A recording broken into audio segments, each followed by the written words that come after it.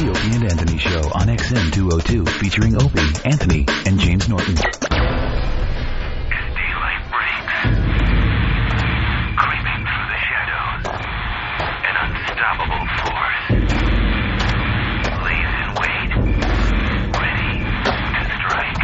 Oh my God! Oh, Jesus, Jimmy. I get scared. I'm scared. Oh, God.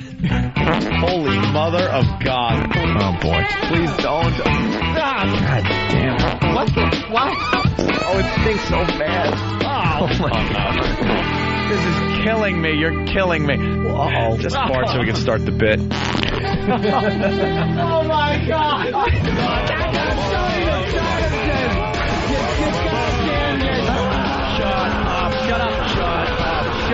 Shut up.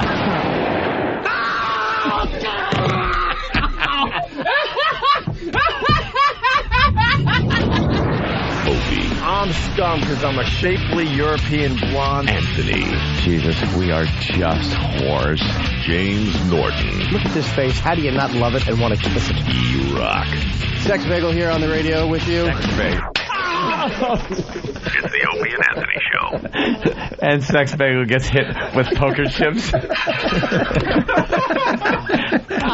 enough of this palaver. Let's get the show on the road.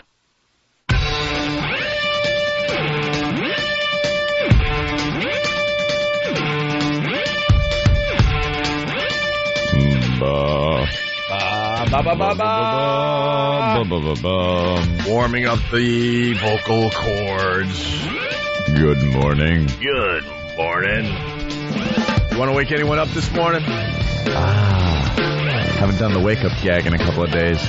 Bill, you want to wake anyone up this morning? Anyone in particular? A lot of people on radio think that they're just talking to, the cream of the crop of this country. And there's some odd people listening, So we like to wake them up. We've woken up serial killers. Because we know that out there somewhere, some serial killer is just waking up.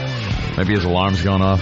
Maybe soda. Maybe he just came home and kind of nodded off halfway through cutting the body in half. Yeah. Still half of it's in the tub. Hey, and he's like, I'll get to the rest of it tomorrow. It's like dishes in the sink. Right. Tomorrow. That's sad. I'll do the legs God, tomorrow. I didn't realize this would be so much work. It's got to be a lot of work. Sauce you should have scrubbed out of the pan. Now it's stuck inside of the tub. Good morning. Now you've made twice the work for yourself, dummy.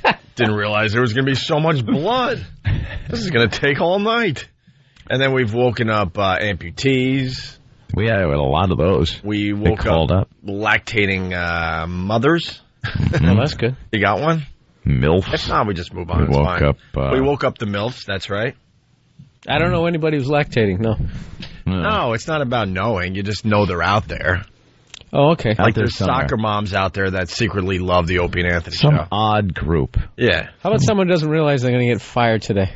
They're just sleeping, not realizing that their whole life is going to change, and this will be an omen. Damn, that's really good. Because that's going to happen. Someone's going to go into work and get fired, and right now they're like, that's not me. Yet never admit it. He'll just say, oh, no, the company downsized. Downsized. Yeah. I wasn't fired. By one person. I was laid off. I wasn't fired. It was a layoff. Hey, I like that. Yeah. Some of you will be fired today. You're going to get fired today. But a lot of the firings happen on a Friday.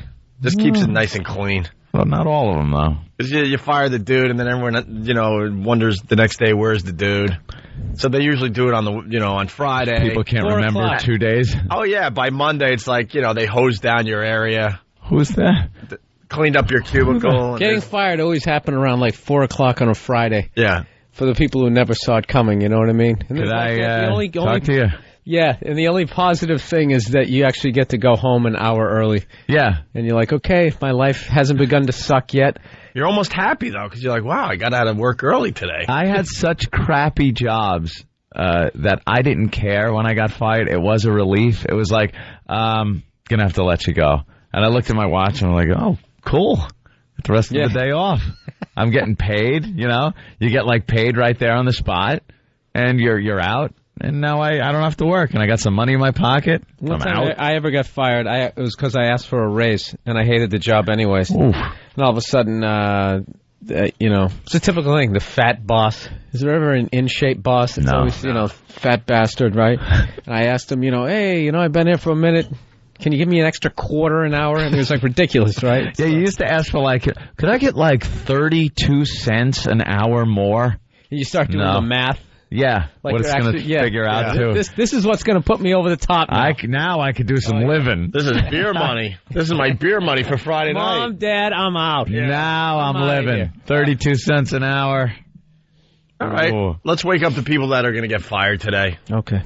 It's the Opie and Anthony Show. Bill Burr in. You're playing Caroline's all weekend? Yes, I am. Very, very cool. Caroline's here in New York City. Yeah, tonight through Sunday night. Okay. And our phone number is 1-866-313-FREE. We have lots to do today. What? I got fired and didn't know I was fired once.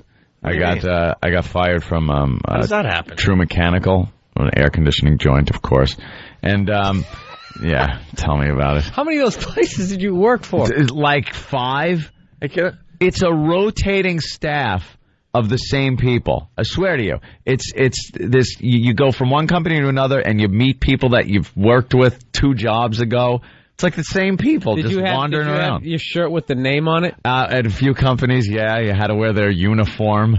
I always hated when the cool kids down the Village or whatever would always have a gas station shirt with somebody's name on it. Yeah, yeah. Just like mocking the fact that they have an awful job. I always wanted that person to run into him on the street. Yeah, this is just an attire for me. It's like a fashion statement. Yeah, can you imagine working at a gas? It's so ironic. Right. And just literally have the guy Mike, whose name's on it, just come up and just drill him in the face with a wrench. Give me my shirt back. Yeah. I was missing one. I had to pay for that.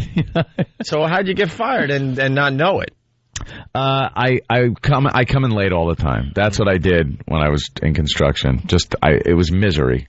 So I'd be late every day, and I was working in the shop, which meant I didn't go out to jobs and install it. I was making the ductwork in the shop. Yeah, that was another fun, great job. Working with giant pieces of sheet metal, like razor blades, and bending them and cutting them. In the shop. Yeah, in the shop. I had to work in the shop, and there was a shop steward and a supervisor and just all that crap that I never wanted to have to deal with, but there I was dealing with it. And I'd come in late all the time. And then the big boss came in, the guy that owned the company, and he saw that I was coming in late. So he was just waiting there for me one morning. Mm. And I came in, and it was 8:15. I'm supposed to be there at 8. And I go to punch in, and he goes, look, why don't you just go home? And again, I'm like, oh, cool. Cool. I give me the day off. I could sleep. I was tired or hungover probably. So I went home, went to sleep, hung out the rest of the day. And then I was thinking, he didn't say I'm fired. He just said go home.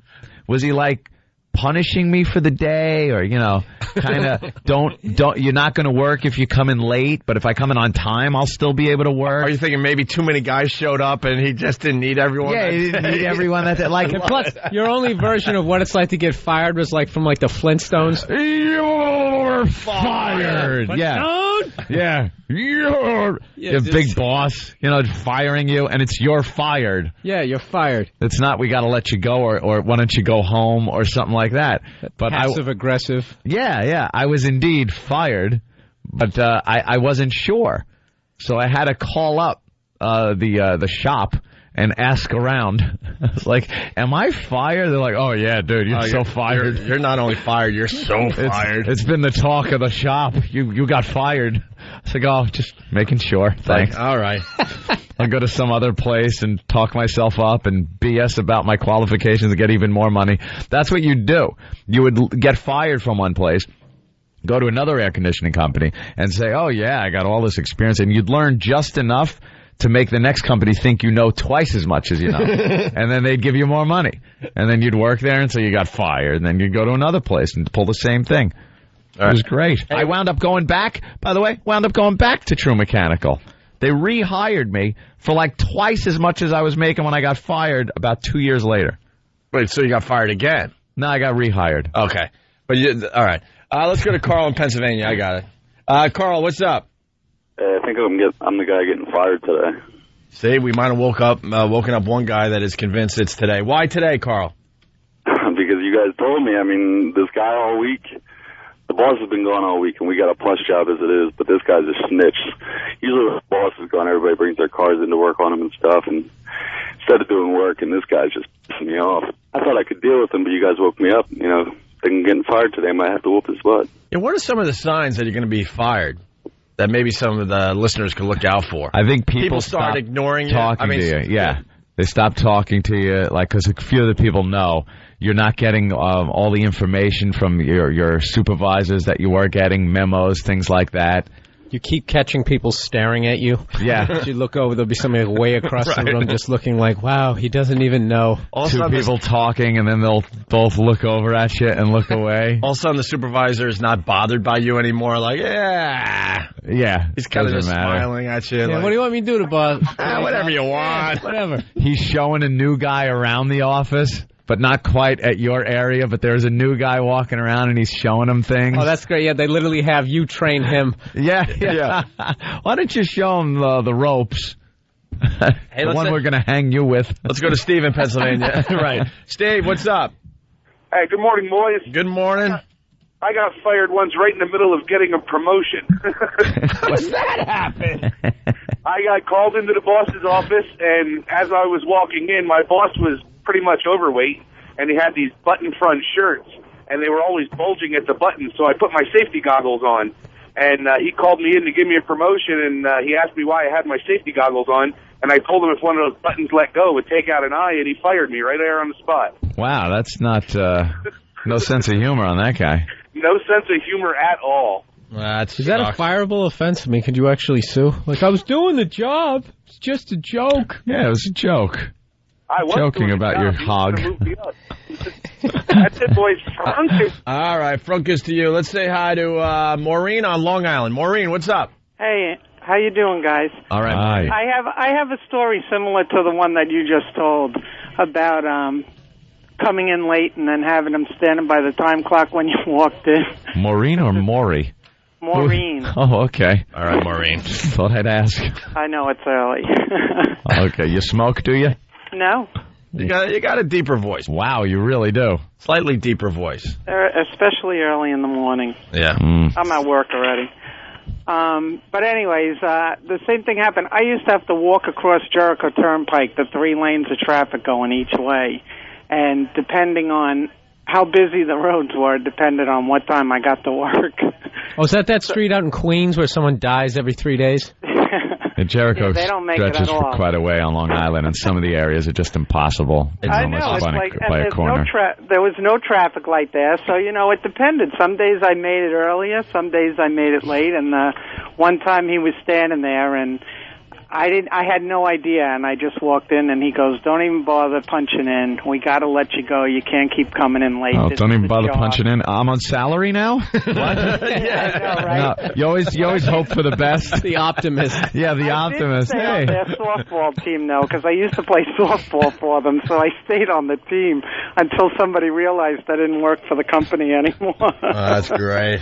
Yeah, so I did get some fun out of it. All right, thank you, Maureen. We got to go to Pittsburgh. Now they're calling in like crazy She here. was the one cranking home runs with that voice. Yeah. Oh, That's why they let her man. stay on the team. Yeah, right? No kidding. I bet you clean up. You suck whack at that softball. You suck at work, but man, you could hit the ball. Yeah, she can pull the ball. We can't lose our cleanup hitter. Let's go to Rick in Pittsburgh. Rick, Yo, what's up, boys? what's Hey, man. up? Yeah, I got a similar story to Ant's. I was first job fresh out of high school, cutting grass with some guy, and he'd pick me up every day straight from my house. I'm like 18 years old. I kind of messed up the first day on the job and cut down somebody's bushes with a weed eater.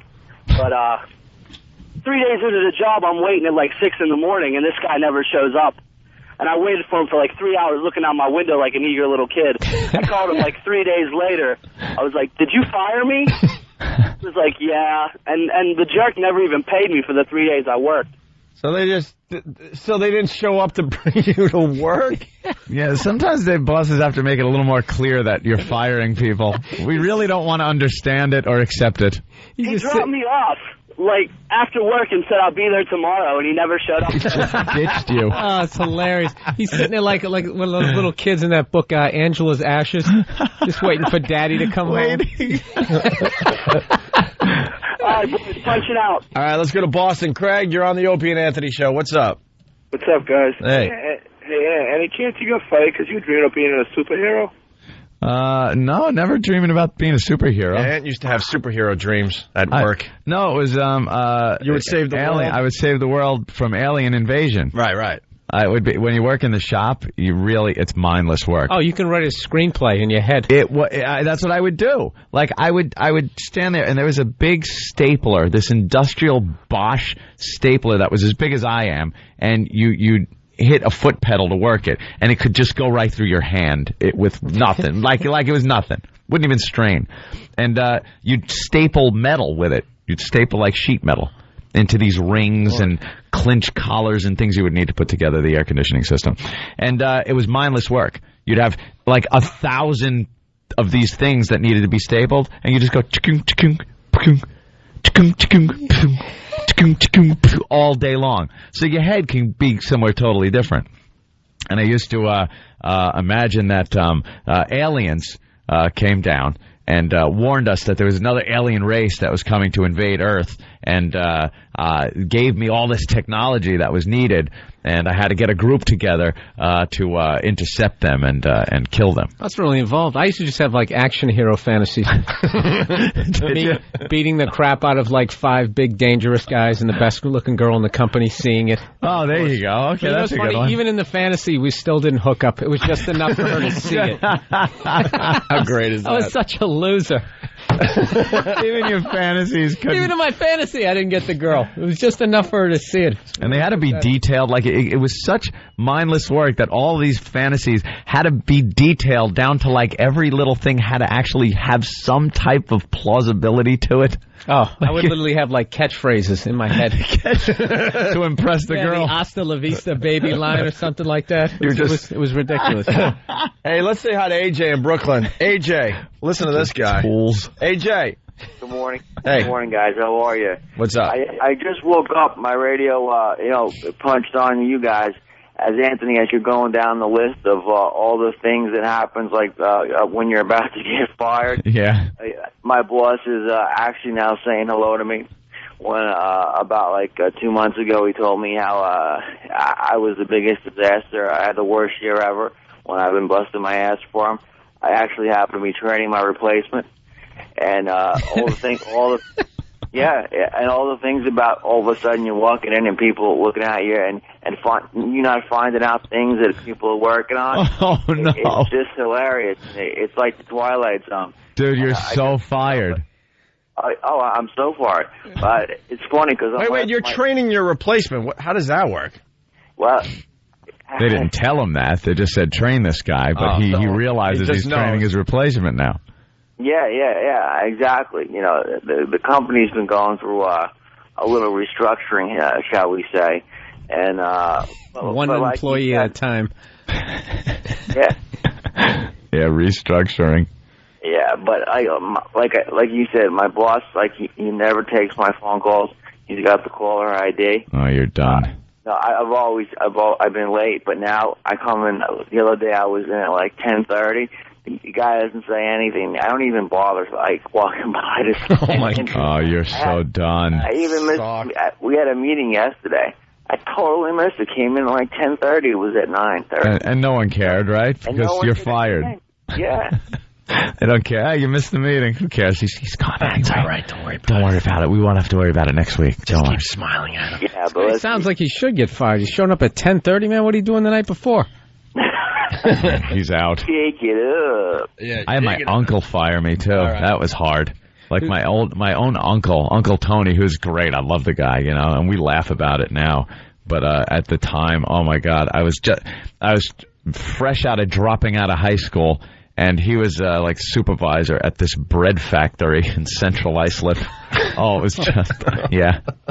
So my job was to come in on Saturday and come in on the weekends and sweep up and do odd jobs around the place, stack boxes. It was just one of these sweep up. Oh my God!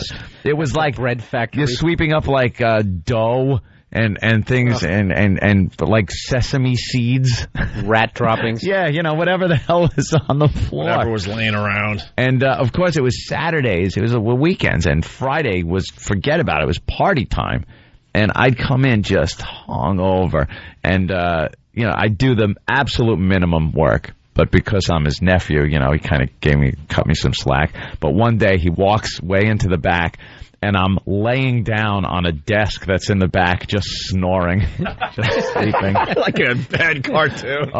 With the broom I'm supposed to be using propped up next to me. And he just, he wakes me up, he goes, and again, it wasn't your fire, but it's like, why don't you go home? And again, I'm like, oh, good. You know what? That is the line of this spineless boss.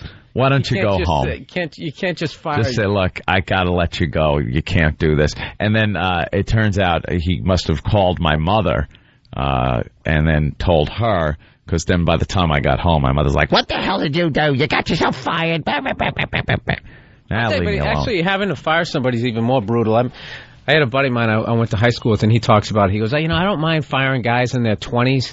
They don't have any kids or a wife. Yeah, and they don't care. Yeah, they walk out. They don't care. They go right to a bar. Skipping, right. Yeah, but you fire somebody in their 40s. You got a couple of kids and a wife. They start pleading. Oh. You're just sitting there looking down at the desk going, it wasn't my decision. Wasn't my decision. Look, I'll take a pay cut. Yeah. Whatever it takes. Look, man. Give me the good leads. I need the good leads. Man, I will suck your... Man. What? What did you say? I'll suck your... Listen, it didn't come from me, man. There's nothing I can do. Yeah, came from upstairs. Way above me. It's a one-story place we work in. What upstairs are you talking about? Don't kill the messenger. Don't kill the messenger. Look, I'm just a messenger. Hey, let's go to Mark in New York. We got to take a break, but Mark, make it fast, will you? Right. Go ahead, Mark. Go. Yeah, how you doing, guys? When I was like 16 years old, I worked at a pizza place. For a couple of months, I was begging for a raise. All of a sudden, my boss decides to give me the raise. Yeah. The next day, I show up, the shop's closed. What a douche. He knew it was shutting down. What a douche. Thank you, Mark. Hey, I got to cut you off there because we got to take a break. How about this? When we get back, I want to hear from the bosses. There are bosses listening right now who have to fire somebody today. They know. I want to hear a few of those. Just a few. And what tactic they're going to use. Rehearse?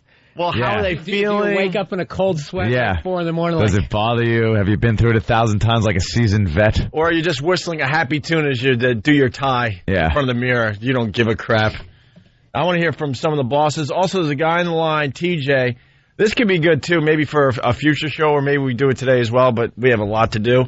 TJ is getting ready to divorce his wife today. I want to know if the wife knows it's coming or if it's a big surprise. And is she training her replacement? Right. It could right, very good. We could cover a lot of bases with just life-changing events. That's what I was thinking. Life-changing events today. Is today the day you know you're going to have a life-changing event? Yeah. Or are you changing somebody's life? Or exactly. No idea. Exactly. Like you're a boss firing somebody. That's good. We could do a little bit on that. Also, video of the day is the Chicago cop beating up a lady in a bar. This is amazing. You'll see this video all over TV today. Also, the 911 call of the old dude killing his wife is beyond classic. We'll play that for you today. We'll talk about Sanjaya. He's still on American Idol. I was surprised there. Larry Bud Melman, remember him from David Letterman days? Mm-hmm. Dead at the age of 85 today. I thought he was already dead. Long illness. He died out there in Babylon. And one of the guys that might have shot President Kennedy, Bill Burr. Oh. Woody Harrelson's father, dead. Died in jail. That? Woody Harrelson's father somehow rumor has it in the web. Rumor has he was there that day. A lot of experts say he was one of the guys on the grassy knoll. Really? Yeah, they did photo analysis and stuff. Yeah. A lot of people say they really believe that Woody Harrelson's father was there that day. Ted Danson's uncle was driving the limo? If he was still alive, if he's still alive, he wasn't there. Right. There you go. If you see all the guys standing next to him, they're all dead. They were the other guys. That's a great point. He'd have been dead already. Yeah, if you're not dead already, then although look, you really didn't have much he's to do. dead, Bill. See? Another one. They finally got him. They finally got him. He died in prison. He had his own island like Dr. Moreau. We just can't get this guy. He died in prison. Oh, yeah. He was serving 2 life sentences. Woody Harrelson barely knew his dad. I mean, he was about 7 when his dad went away forever.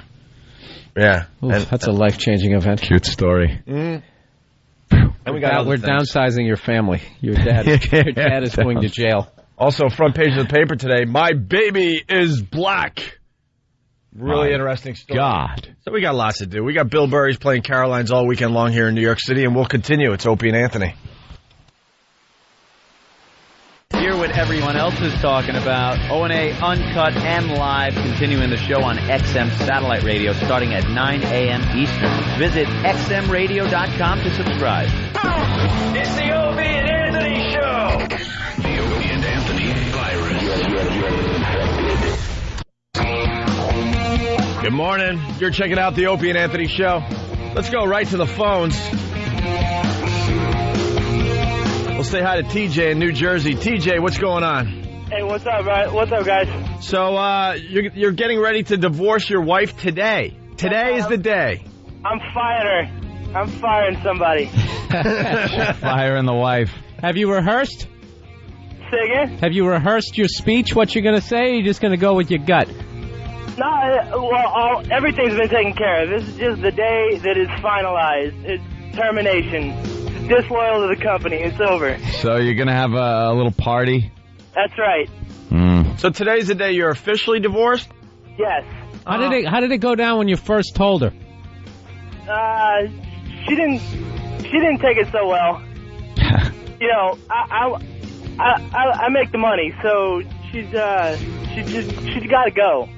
All right, TJ, kind of lame, to be honest with you. We were hoping that, today was the day you were going to tell her, look, this ain't working out. That's the type of phone call we're looking for today. Congratulations to you. It sounds like you're a free man and you're very happy, and today's the day you move on with your life. But we're looking for the people today. They're sitting there. They're listening to us, and they got a life-changing moment that will happen today. They know they're going to divorce their wife. They know they're going to be firing someone at work. No, I got some advice for those people. For some people, here we go. For the guys that are on the job right now, if you're early, you're on time. If you're on time, you're late. And if you're late, don't bother coming in because you don't work here anymore. I'm punching. Too late to punch out. You're a flaming wreckage. Wow. Burning in a crater. God, we had a lot of hope for that phone call going. A lot of hope for him. Let's say hi to Eddie in Arizona. Eddie, what's going on? Hey, what's going on, boys? Hey, Eddie. A couple years ago, I was a manager at a restaurant. That was my first firing. I came into work. My palms were all sweaty.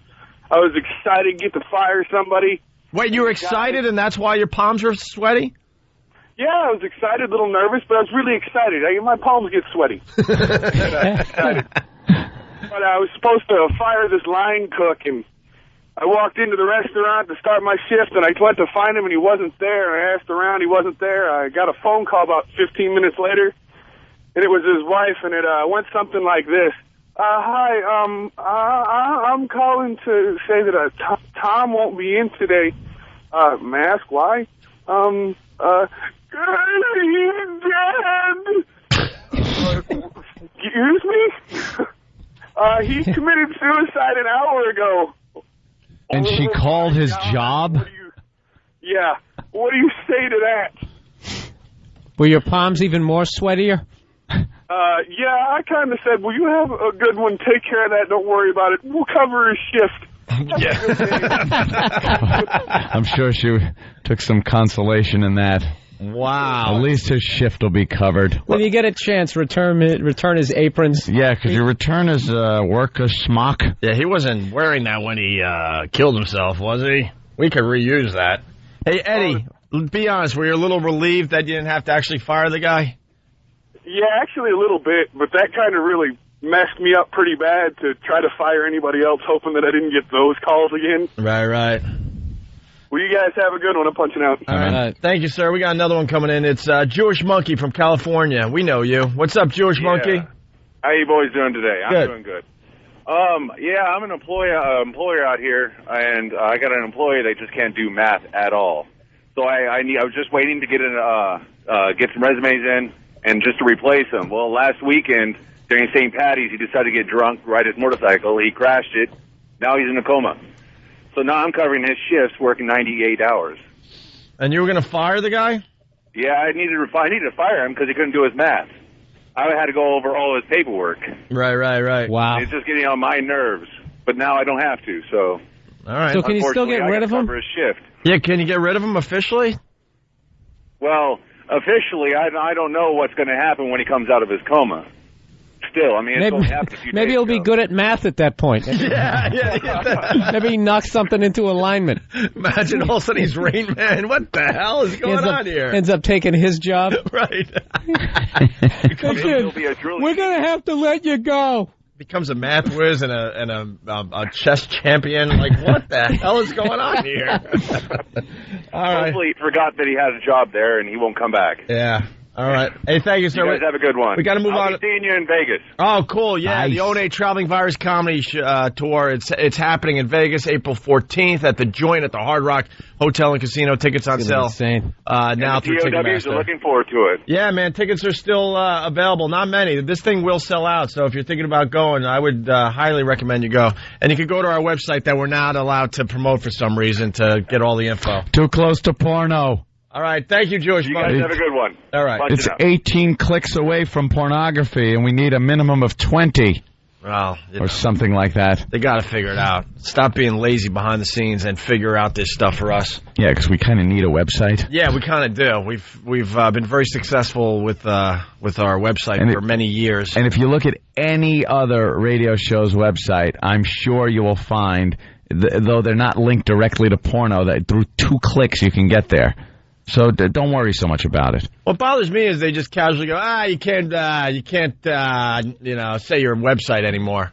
And we'll go, well, it's really important to our show. Yeah, well. No one's looking at those things anyway. Then there's Why? What are they saying? If you accidentally type one letter differently, you're going to end up in a porno place? No, it's like if you click on a link, it might, like the link that you go to, might have a link on it that if you click on that, it'll take you to porno. That's called the internet. Exactly. No kidding. You go up to see Exactly. if, your Cavaliers beat the Mavericks. You know. Yeah, you could There's go to some guy, with a just like a Three Musketeer. How about we take an innocent word like banging some rebel guy? Well, let's just throw Jesus in Google, and I guarantee within a couple clicks it's a couple of hardcore clicks. porn. If you're management, your whole job is to figure out how to make this stuff work for us. That's your job. Stop making it so hard for us to do our radio show. Hey, you want to go to a life changer? We got Matt. We're looking for more of these today. Matt, you're on the Opie and Anthony show. Hey, guys. What's going on? Hey.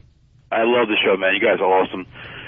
Tonight at 8 o'clock, Tyler on the Green, I ain't going to propose to my girlfriend. Oh, you're going to get married. And she has no idea. She hasn't been pressuring you. No, she has none. The only two people that know are my father and my brother, because they came with me to come pick out a ring, and they helped me pay for it. It was a $5,000 engagement ring. Wow. And I tell you what, she better say yes for that ring. Now, does she listen to the show?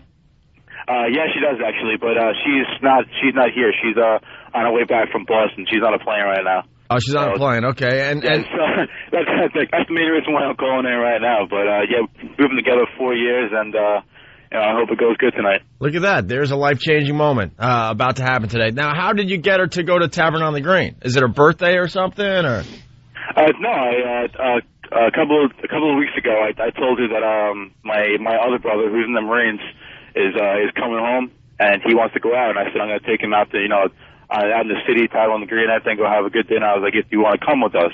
She's like, yeah, sure, I'd love to come, and that's how I got her to go. Wow. Well, let us know how it goes tomorrow, okay? All right, man, thank you. Oh, yeah, congratulations. She's not pressuring you at all? That's no idea? great. Marriage. No, not at all. Hope it works out great for you there. What's wrong, Anthony? Hope it works out for you, buddy People boy. can get happily married. Oh, yeah? Yeah, you knew on your wedding day that you were making a mistake. An oopsie had been made. Right. Oh. Is That's that pretty what cool. you're thinking as she's coming down the aisle? Like, oh, my God. Aisle. Coming down the hallway. It was in a basement somewhere. Oh, the whole thing was just a white trash fest. Oh. Awful from beginning to end. You get married at like the Knights of Columbus or something? It was. I wish it was that. Wish. I got married at a Justice of the Peace's house, and then the reception was at a bar that is now a strip club in Comac. Wait, which place? Place right where Vets and Jericho split. Where our old accountant? Yeah. That joint? Yep. And I used to go to an accountant that his office was in the back in the of basement. Strip club. Yeah, it was kind of behind and underneath the strip club. It was wonderful. I love the guy a lot, and he's probably listened to our show. I'm sure he's a faithful listener, and it was just made me a little paranoid. Yeah. You know, I don't know if you should have your accountant working out of a strip club, but Anthony knows exactly. Anthony knows people who know people, and we went with this for a while. I'm like, oh man, this is a little too shady for me, man. Yeah, I was like, maybe we'll move on. And I'm sure he's on the up and up, but it was just the whole thing was a little weird because we're doing numbers, and he's like, hey, you want to check out the girls? I'm like, we'll go next door afterwards, and I don't like mixing taxes with boobies myself. So I brought back such fond memories. That's where I took my vows. Where the pole is now. Wonderful. And how long did you stay in that? Their marriage? Yeah. 9 years. Yeah. Oh my God. Yeah, dude. Bill, just an idiot. Dude, wedding night. A little tear. Oh, I was like, my God, did I make a mistake? Did I make a mistake? As his new bride was completely passed out. I'm like, what a mistake. Oh, my God, was this a mistake? And then, maybe it'll get better. I figured I'd hang out for 9 years. Maybe it'll get better. Maybe it'll get better. Figured I'd hang out for 9 years. Maybe when we go drinking this St. Patrick's Day, we'll somehow magically get some chemistry. Well, thank God I got divorced, and it's all over. Thank God there's nothing else popping up like me being served papers that I have to be in court on April 12th because they think I'm a liar and I'm not reporting all the income that I'm making. Why do you owe her any money? You don't have any kids, do you? What, Bill? You're insane, Bill. Bill. Why ask questions like that? Bill, you're so glib. Matt, you're glib. You're glib. I thought... Right. I taught... Mm-hmm. If you didn't have any kids... Which we didn't. Didn't own any real estate, didn't own nothing. Beat it. Yeah. I tried the beat it defense. It didn't work. They beat the money out of my wallet is what they... Why? This is really going to make me mad. Why is she entitled to any money? Because I am the one with male genitalia, and she is the one with female genitalia. And for some reason, that means you have to give her boatloads of money. Why? Because that's the way this country works. Because when you're in a courtroom, in a divorce, I understand. You live like a caveman. They have caveman rules when you're in court. Because for every woman that says, "Oh, there's a glass ceiling, I can't get as high as men can get in this company. We want our independence. We're powerful, strong women." Once they get into a divorce court, they're helpless, poor things that can't do anything, and I need his help. Oh, there's nothing for a poor woman out there. Get a job! Does she work? No. Hasn't worked since we got a divorce. Hasn't worked before it. Doesn't even drive, Bill. Nothing. Do you ever even talk to her? No, I don't want to see her effing face, and I'm going to have to in court. I'm going to have to look at her. That's the part that annoys me the most. Can she even make eye contact with you? I should make a thing where we have to be, have a wall between us, like the old dating How old game. Is she? I don't know, in her 40s somewhere. Does she have all her digits? Apparently, yeah, all festooned with claws from the 80s. These long fingernails that are just, I call them talons to pull the wallet out of my pocket. Wow. Like a bird of prey, she swoops down like my wallet's a rabbit. And just and you're literally scampering across the plane like a little trying to run. groundhog. I just detect there's danger, and what happened to it? When you go to court, you got to get one of those dog lampshades. Oh, like I've been wounded? No, just so you don't have to look at her. Oh, that's a good idea. Or horse blinders, where I could just look at the judge. No, I say you just walk in with one of those lampshade things on, so you can't look to the side. Yeah, apparently I've been really good. Has the judge ever said to the woman, have you tried to seek employment? They don't do that. I wish they did. You know, and I said this during the divorce proceedings. I said, you would like to think that court is like TV, where every case is looked at on its own merits, and at the last minute a witness barges in and the judge is listening intently, and you have a story and they go, wow, that makes sense, yes, the case dismissed, or something like that. It's all cookie cutter. It's based on a slide rule formula, and they don't pay attention, they don't listen to you, they don't look at any individual facts. It's person A versus person B, and here's the math, and here's what happens. Let me get this straight. She doesn't work. Yeah. You're paying her, and now I have to go back. Trying to get a job, and you have to give her more money. They don't think that you're giving her enough. They don't think I'm giving her enough because they think I'm lying, that I'm not reporting all the income I'm making, because apparently they think we're making Stern money here. Dude, I am. They are in for a big surprise. Ever. I'm never getting married. No. Ever. Never. What is in it for the guy? That's what I want to know. I want to know what exactly a is contract in it, that can only screw you. My life is over. Yeah. I thought if you didn't have a kid and you walked away, it was like breaking up. What are you kidding? It's hell. I've heard people have told me that. Oh yeah, dude, you don't have a kid? All right, you're fine, dude. You're fine. No. I guess that means if you don't have a kid and you're a complete failure and you're not making any money, then you failed. Oh, then you're free to go. No kid, no house, no nothing. So marriage is an advocacy to become a complete loser. Yeah.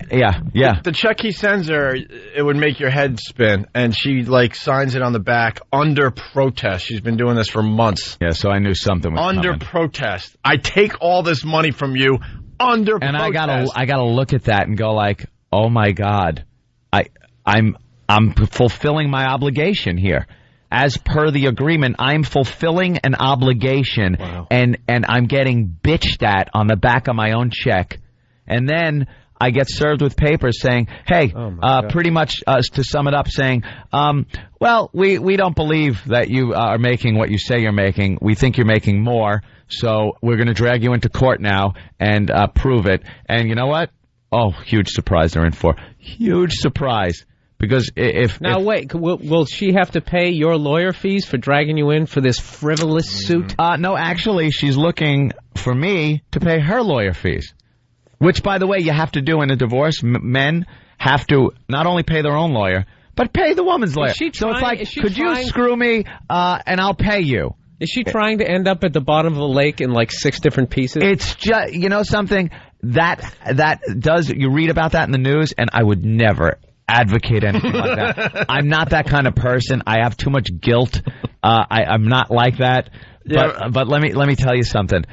You do get a certain understanding of what these people were thinking. Hold on. Speaking of which, because we do have to take a break, we definitely could continue with this. I can't believe that. This will lead to the guy who killed his wife, and we got the 911 call. Oh.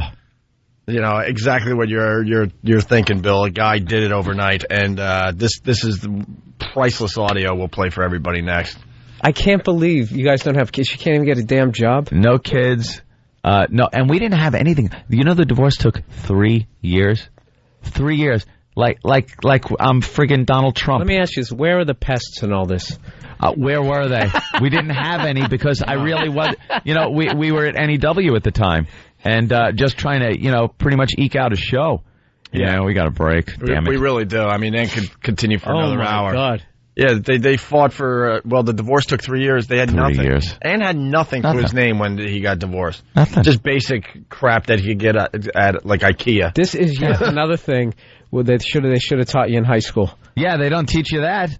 But you know all about French history, don't you? That's what I need to know. I need to know about Mesopotamia. Right. And Benedict Arnold. Yeah, Benedict Arnold. Yeah, right, Bill. They should teach all this other stuff. Teach the real stuff. Yeah, all right, we'll continue. Wow. It's Opie and Anthony. It's the Opie and Anthony Show. The Opie and Anthony virus. That's right, you're checking out the Opie and Anthony Show. Jim Norton, he's in New England, all over the place. I don't know where he's playing tonight. He's doing the Comedy Connection tour. I know, he was in Rhode Island last night. Tonight he's at the Kowloon, Route 1 in Saugus. Saugus, yes, you're right. Okay, you're right. Yes. Best wow. Chinese food in the country. Good stuff. Kowloon and Saugus. It's ridiculous. And then the weekend, it's Comedy Connection in Boston. We got Bill Burr sitting in today. He's playing Caroline's here in New York City all weekend long, starting tonight. Let's sneak a phone call in. There was a girl, Lindsay, from Boston. She couldn't wait through the break, unfortunately. I want her to call back. She wants to talk about Crying Girl from American Idol, who's now like a celebrity for some reason for crying on TV. Everyone is. She's all over the TV this morning. So she's still listening. Lindsay, why don't you call back, because she really wants to talk about that. We got a quick call here from Mike in Buffalo. Mike, what's up? Hey, what's going on, guys? Hey. I got a funny story about firing somebody. I own a construction company, and we were doing a roof 2 weeks ago. And these two brothers, I hired them probably about a month and a half ago. And they came to me. One was probably about 17, the other one was about 19. And they're said they've never really done roofs before. They've been in like landscape and stuff. So, but they were really wanting a job for some reason. So getting nervous. Yeah.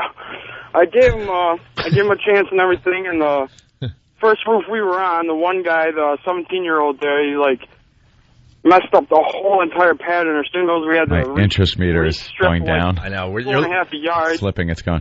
Mike, they're really bad at roofing, and you're really bad at calling a radio show. We're going to have to fire. We're firing you as a caller. We're firing you as a caller to this show. I'm sorry. This is why those jobs always take longer was in than the they say. hospital and I fired him. That's the only income they had. So. And then you have the worst timing ever, because now you did the punchline as we were talking. So they were really bad roofers. You had to fire them. So what was the deal? Because it sounds like you felt bad firing the two kids. Say it again. I didn't really feel bad firing the two kids, because the one kid just was horrible at roofing. The other kid but he won't get to in the attic and lit the fucking place on fire. Oh, and then he curses. Well, yeah, callers like to curse when they feel like they're being backed into a corner. Yeah, it's they a crutch. Panicking. It's a crutch. It's their crutch. It's all right. Basically, this could have taken 10 seconds. Had to fire two guys, found out their mom was in the hospital and they were paying bills, felt bad. But now Mike's saying he didn't feel bad, so this call just sucks and we have to fire you. Thanks. He was a bad caller. You're better at just listening to the radio show. You don't fire him, but do it this way. Just go, you're going to have to hang up the phone. Yeah. And then he won't know if he's fired from calling. All right, we got a great clip. Why don't you just punch out? Yeah, just punch out. Also, a few more calls. We're looking for life-changing moments. What are you doing today that's going to completely change your life? Are you going to fire someone or completely change someone else's life? We got a proposal so far, but we're looking for others. Divorce. We want the big one. Planning a murder. You're going to kill somebody. Wow, that would be great. That'd be great radio. That'd be headlines for the boy. Yeah. I'm sure there's a guy out there. Today's the day. You're going to tell your girlfriend or your wife, look, it's over. Yeah. Life-changing moments today, so give us a call. Savor that moment. As far as that goes as well. Guy kills wife and calls 911. Before the break, Anthony filling Bill Burr in on his nightmare that was his marriage. Situation. By the way, when Ant goes down that road, Bill, I got to turn around. I can't. That's the only time I get uncomfortable on this show. To see my friend here suffer. I was saying during the break, if they made a movie about that, you couldn't do it because they would say that was female bashing. Or woman hating, misogynistic, piece of garbage. It's all based in fact. That's what happened. What can I tell you? I gotta go back. I gotta go back in there. Talk to that idiot going to the tavern on the green. Yeah. Just smack him in the face and go, stop it. Just sitting there under the glow of those Christmas lights so you can't even, think clearly. What a mistake you're making. It's so beautiful. She's beautiful. My life is going to be beautiful. You know what a big rock, what a big diamond ring looks like under sparkling Christmas lights like Tavern on the Green? It's like a magical moment. They probably sparkles like crazy in that place. Those rings are like that to hypnotize the guy. Yeah. It's just, don't care about signing a contract that I wouldn't sign to sell a car. Meanwhile, I'm basing my entire livelihood on a contract that is so one-sided. It's a behind-the-music contract. Yeah. You should sign it. You should get married, out in a parking lot and sign it on, a 75 Lincoln Continental. Some guy with a big cigar. You're going to be a big star, kid. Let me tell you, you're going to be a happy couple. Happy couple. He shoves it in his inside pocket and walks away. All right, listen. It is one of those contracts. Awful. Let's say hi to Dave in Pennsylvania. Hey, guys. How you doing today? Hey there, Dave. Hey. Billy. I'm coming to see you this weekend over at Caroline's on Saturday night. Oh, that's great, man. Thank you. Yeah, hey, you always put on a great show. I got to tell you really fast, I got to kiss Bill's ass. Another one of these comedians that every time you see him, you get a lot of different material. I'm so sick of the guys. They come through, and it's the same stuff you saw last year. Like, what are you doing, man? Yeah. I don't know how. I'm so psycho-paranoid. It's not even a good work ethic. I just have this reoccurring nightmare of the whole crowd going, "We heard that last time." Heard that already. Yeah. So What's the matter with you? So you're going to hear different stuff when you see Bill at Caroline's, and you're going to laugh your ass off. Go ahead, Dave. Yeah, hey, the topic I was going to bring up was, did you guys hear about this guy that shot his wife out there in Texas with a .38, and then calmly calls up 911 and has basically no mental thought? This guy, yeah. I think the guy is relieved. This guy's so relieved. He doesn't even care. He probably knows he's going to prison. But being married to this woman was worse than killing her and going to prison. That's what this guy is thinking. Is it total redneck or what? I mean, the way. Oh yeah, he sounds a little drunk too. Oh yeah, and he just the way that he takes care of calling 911. He's just, well, I did it. Yeah, we got the clip. I did it. Yeah, we're gonna play the clip. What's the headline? I killed my nag wife. My nag wife, he says. And right. Thanks, guys. And hey, Ant, can you tell people how to punch out correctly again? They don't get it. Thanks. Yeah.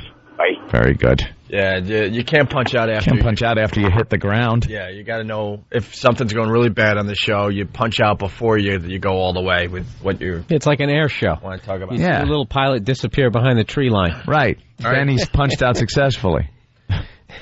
His mugshot, by the way, this guy. Yeah. He's an older gentleman.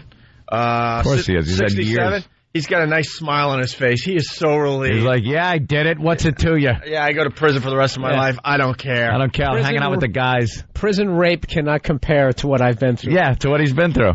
This is his chance, though, to probably finally hang out with the guys.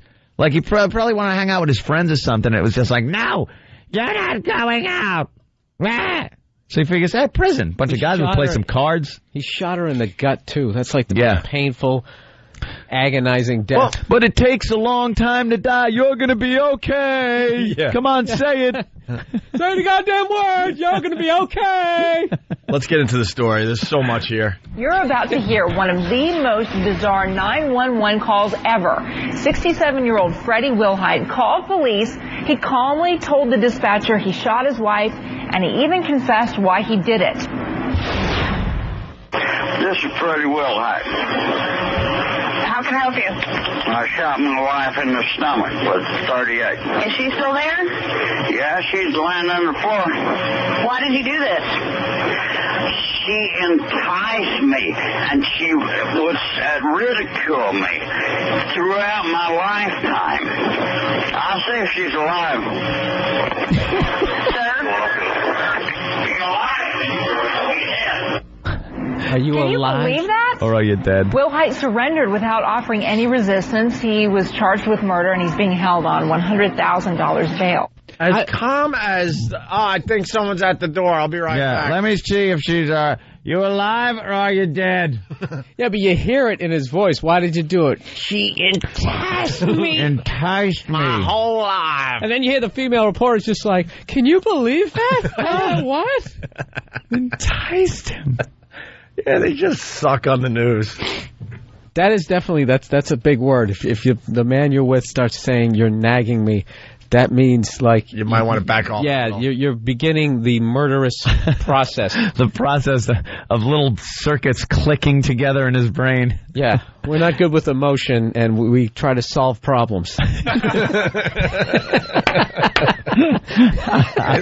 Let's just hear the 911 call again. Here it is. Listen for the part. Are you alive or dead? This is Freddie Wilhite. How can I help you?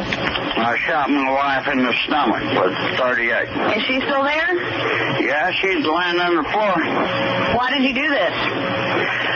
She enticed me, and she would ridicule me throughout my lifetime. I'll see if she's alive. Sir? You're alive?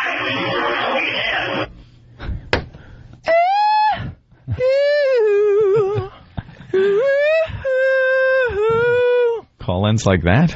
Isn't that amazing? Oh, that's great. Are you alive or are you He dead? sounds so relieved. Yes, when he says enticed me. For my whole entire life. Right. Like this guy just... You never did anything with your life. You're a loser. You're a bum. Why did I ever marry you? Just and he's just like looking at the 38. I could do this. How long do you think he thought about it before he did it? How many years? Decades. Decades, right? Decades, just laying there. And he waited to the perfect age. He's probably going to die during the trial. Yeah. What does he doesn't care? Mm-hmm. You don't care. All right. Let's go to Lindsay in Boston. This is a little one-sided, I think, the way we were looking at this. Maybe. Let's go to Lindsay. What's up? Hey, I was just wanting to comment on that. I think she might have been, like, mildly retarded or something, that girl on American Idol. Mildly retarded. Gotta love the Boston accent. The crying girl on American Idol. Yeah, she's a big star today. Apparently, she was a little bit of a plant, though, from what I'm hearing. She's 13 years old. She cried during Sanjaya's performance, but she was supposed to have tickets for Are You Smarter Than a Fifth Grader? Yeah. So she's out there in Hollywood.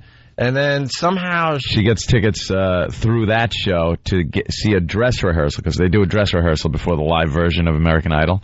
So she went to the dress rehearsal and burst into tears when Sanjaya came out. And apparently, the producers of the show go, "This is great. Give her tickets for the real show." That's why the camera was like, it knew exactly where to go. Yeah. It like went to her so many times as he was out there singing, and she's just crying. And it looked like she was like pushing the tears out at some point. I don't know. I know kids like to just burst into tears like that. We had a dog collar on and one of those electric shock. Yeah, could we just put a shock collar on you? They're just so forcibly trying to make like a Beatles on the Ed Sullivan show. Yeah, make a moment like that with a crying girl who can't keep control of herself. We can't do that because she would complain. Well, what if the person was mildly retarded? Retarded. She put him over, though. Yep. He made it through again. He made it through again because of that moment, I think. And last night's vote-off was really important because now the 10 remaining American Idols or whatever, they tour. They tour the country. So he's in. He's set. In. You're going to see him in your city this summer. Thank God. Oh, I can't wait. I'm sure Patrice is getting tickets for all the dates. Probably trying to get backstage. Yeah, he'll be all giddy meeting him. Dude, Sanjaya should have been kicked off 3-4 weeks ago. During the audition. And someone is having what? What was that website? So you think she was mildly retarded? What leads you to believe that? Lindsay. I'm still here. Yeah. Yeah, why do you think that? Think what? That you're mildly retarded. That I'm mildly retarded? No, that she's mildly retarded. I don't know, guy. It's just whatever. But no, the girl was mildly retarded. Yeah, she looks a little off. She looked like she had the little downs kind of like the low eyes and the low set ears and the big mouth.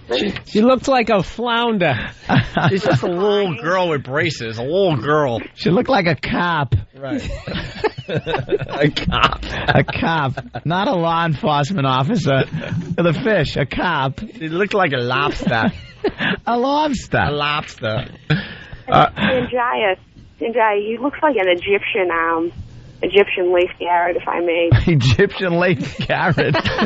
Wow, did you nail it? Hey, man, you came back strong just when we were going to hang up on you. That's good. She's got it down, man. He does. An Egyptian lace carrot. That's perfect. Punch out right there. You want to end with a fine line like that. Done good. Starvation for Sanjaya. MySpace.com, / Starvation for Sanjaya if you want to check it out for yourself. About me. Hi, my name is Jay. I've always been a big fan of American Idol, so like many people, I was excited for the 6th season to start this year. Aside from the initial debacle with contestant Antonella Barber, Season 6 was starting to look like it may be actually very good. The big voices, blah, blah, blah, blah, blah, it goes on. All right. However, there's one hinge in the broad spectrum of talent this year, Sanjaya. We have no problem with Sanjaya personally. He seems like a very personable and charming young man. However, he does not belong on American Idol. The judges falter with their decision to place him in the 24, and American Idol voters have done even worse by keeping him on. So until the day that Sanjaya is no longer on American Idol, I will be going on a hunger strike. All right. This means I will refuse to eat anything until American Idol voters wise up and stop voting Sanjaya through each week. This is why this country is looking like idiots.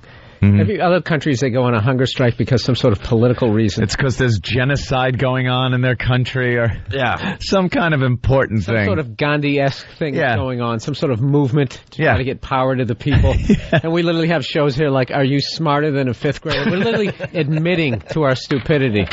Yeah, I don't know. I don't know why everyone else hates us. I kind of stopped paying attention in the fourth grade. I think I can take them, though. He's smarter than a fifth grader. What exactly are you going to... Is that the moon or is that Pluto?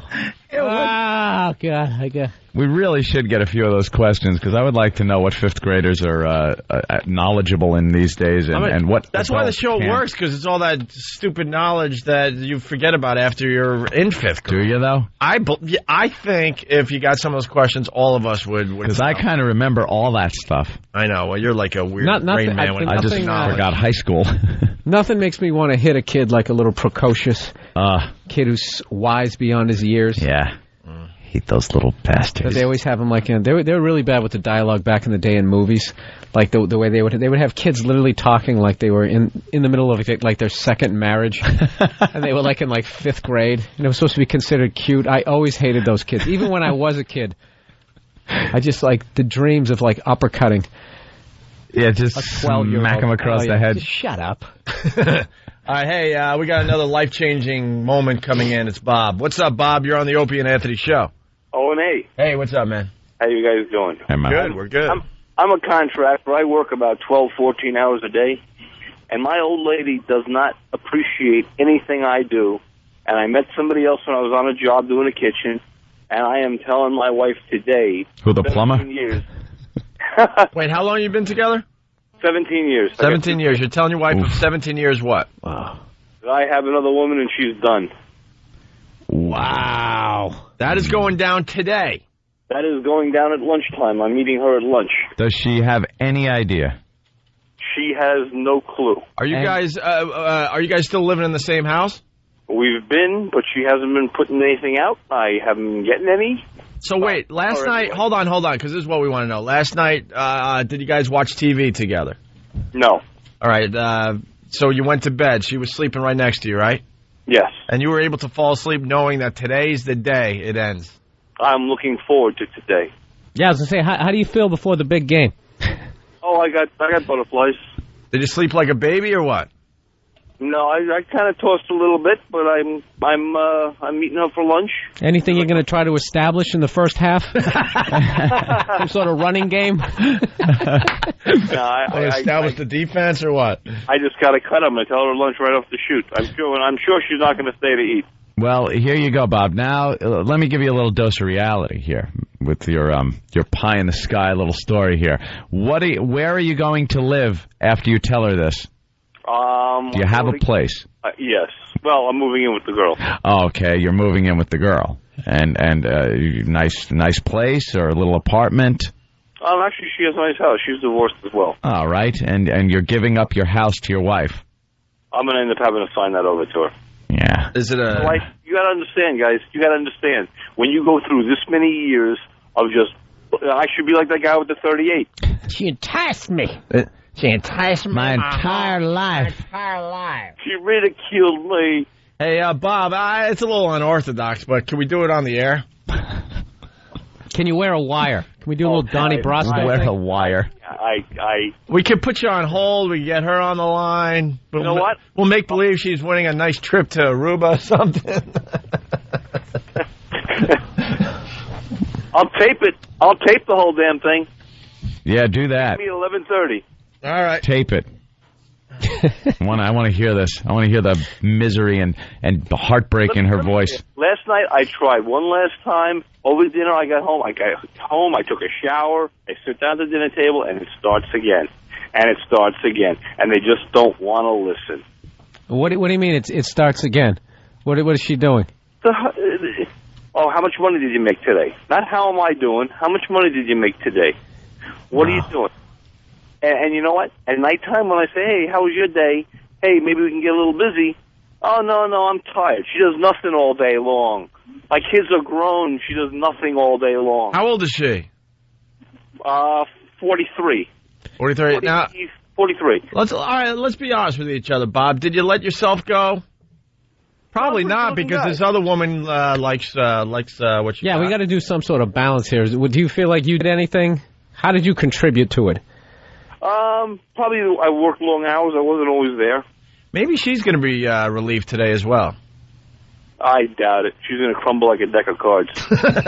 And you're going to do it in public, man. That could be dangerous. Yeah. I'm doing that to keep it calm, to contain the situation. I did it at home. God, this guy thought it out. Like, what kind of place? Can you say that much?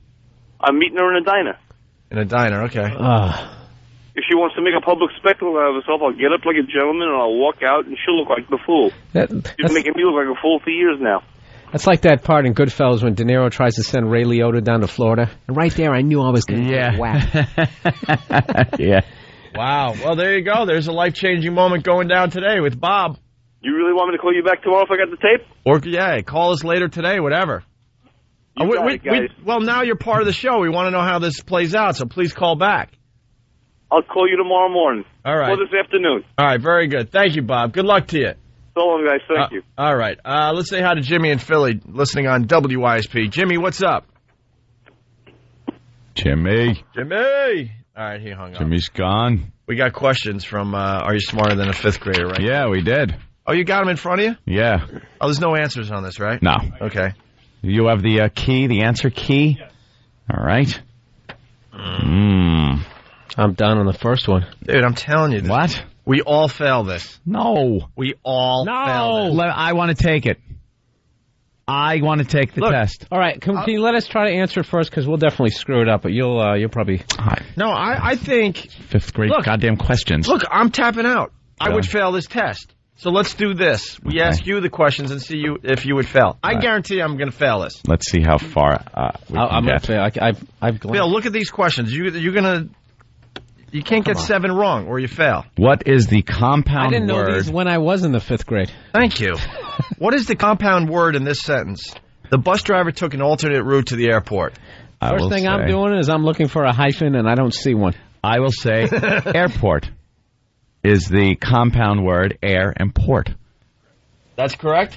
All right. I'm going to go with bus and driver. They're right next to each other. Bus driver. All right. You know what? They're right next to each other.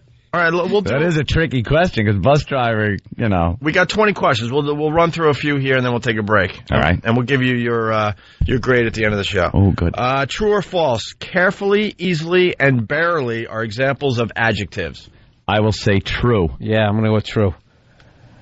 Because Anthony said true. That is false? Adverbs. Horrible in English. One wrong. Horrible in English, by the way. One wrong. 18 questions ago. Schoolhouse Rock. All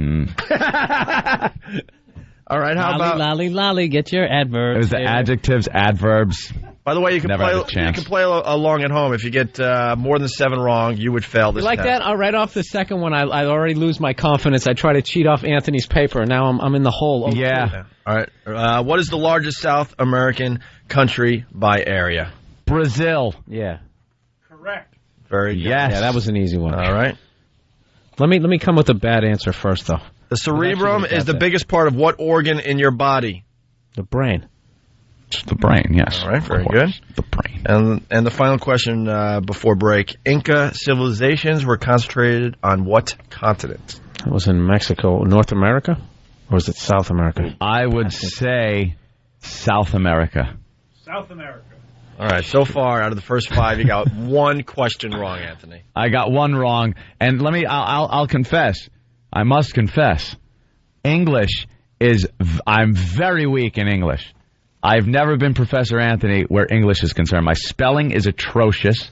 And grammar, adjectives, adverbs, I blocked it out. Hey, diagramming sentences? Horrid. Sarah, Jersey. We got to move forward. Sarah in Jersey. Sarah. What's up?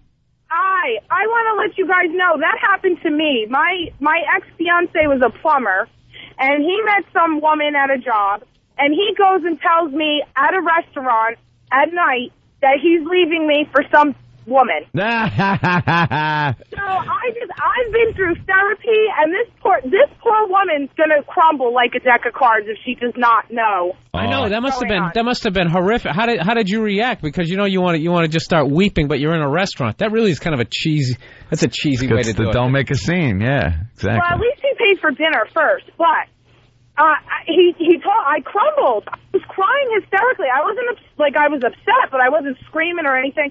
People are looking at me like I'm crazy because I'm crying hysterically. He's got this big smile on his face. All these people are looking. It was terrible. It was absolutely terrible. He's got to do it at home at least. Did you know there were problems with the marriage? No. Well, I wasn't married yet. He was my fiance. Okay. And no, I mean, I put out every other day. The BJs were great. Put out. Too. I mean, I didn't think anything was wrong. You know what's funny is it all comes down for guys, it's the sex, and for women, it's always the money. Because at least he paid for dinner. They always feel like, even if you hook up with the chick, they got to get like a T-shirt or something. They always got to have some sort of like parting gift, box of rice-a-roni. I don't know. I felt like I did nothing wrong. Well, Sarah, this guy's scared to do it at home for some reason. He wants to do it in public, and I mean, it looks like he left his house for the last time. Like he is out of the house already. He's going to go to this diner. He's going to say he's leaving her, and that's it. It's just going to embarrass her so much. I've been there, and it's just, if he loved her for 17 years, at least do it in a private place. That's all I have to say. At least do it in a private place. All right, listen, how's your life? You get it back together? You got someone else? What's up? I recently got married in September to a wonderful man. I didn't change my last name yet. I'm too scared. But I recently got married to a wonderful man, and we have a house and everything. I just got a great job. So everything's really looking up. But, wonderful. All right, there you go. That's another thing I wish the ex would do. All right, Sarah. Dump my last name. Stop using it. She uses your last name still? Yes. Stop it.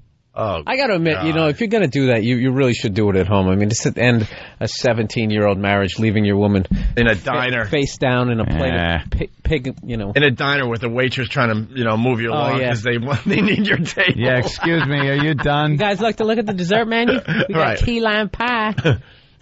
Check, please. Just trying to, fill up your coffee for the 5th time, and you're in the middle of this intense situation. Half-eaten pigs in a blanket just sitting in front of you. Yeah, soon-to-be ex-husband's got powdered sugar on the side of his face. Yeah, listen, it's not working out. You gonna eat the rest of that bacon? Yeah, do you eat your whole meal in the middle of that? Waitress comes over to see how everything's going. I think if he just orders... she's all happy. How are you two doing? Right. Yeah, if your husband just orders the English muffin, you know something's going down. I'm going to eat light. Yeah, that's the nervous stomach. I'll just have some soup. All right. Right on. Oh, God, we got some great calls coming in. Stay there. It's Opie and Anthony. It's the Opie and Anthony Show. What's going on? This is Bill Burr. I'm going to be at Caroline's Comedy Club in New York City, March 22nd, 23rd, and 24th. Call 212-757-4100 for tickets. That number again is 212-757-4100 for tickets. Hope to see you there. God bless. I was living for a dream, loving for a moment, taking on the world. That was just my style. All right. We're back with the Opie and Anthony Show. The show's flying by today. I thought I could eat. That's all we want to do is be able to eat a little breakfast in between breaks, but can't even do that. And hit the can. Yeah. The head. The head. I never understood that one. The head? Was it the front of the ship. Oh, is that what it is? It's old Navy man. So why do they call it the bow? Gotta go hit the bow. The front of the ship.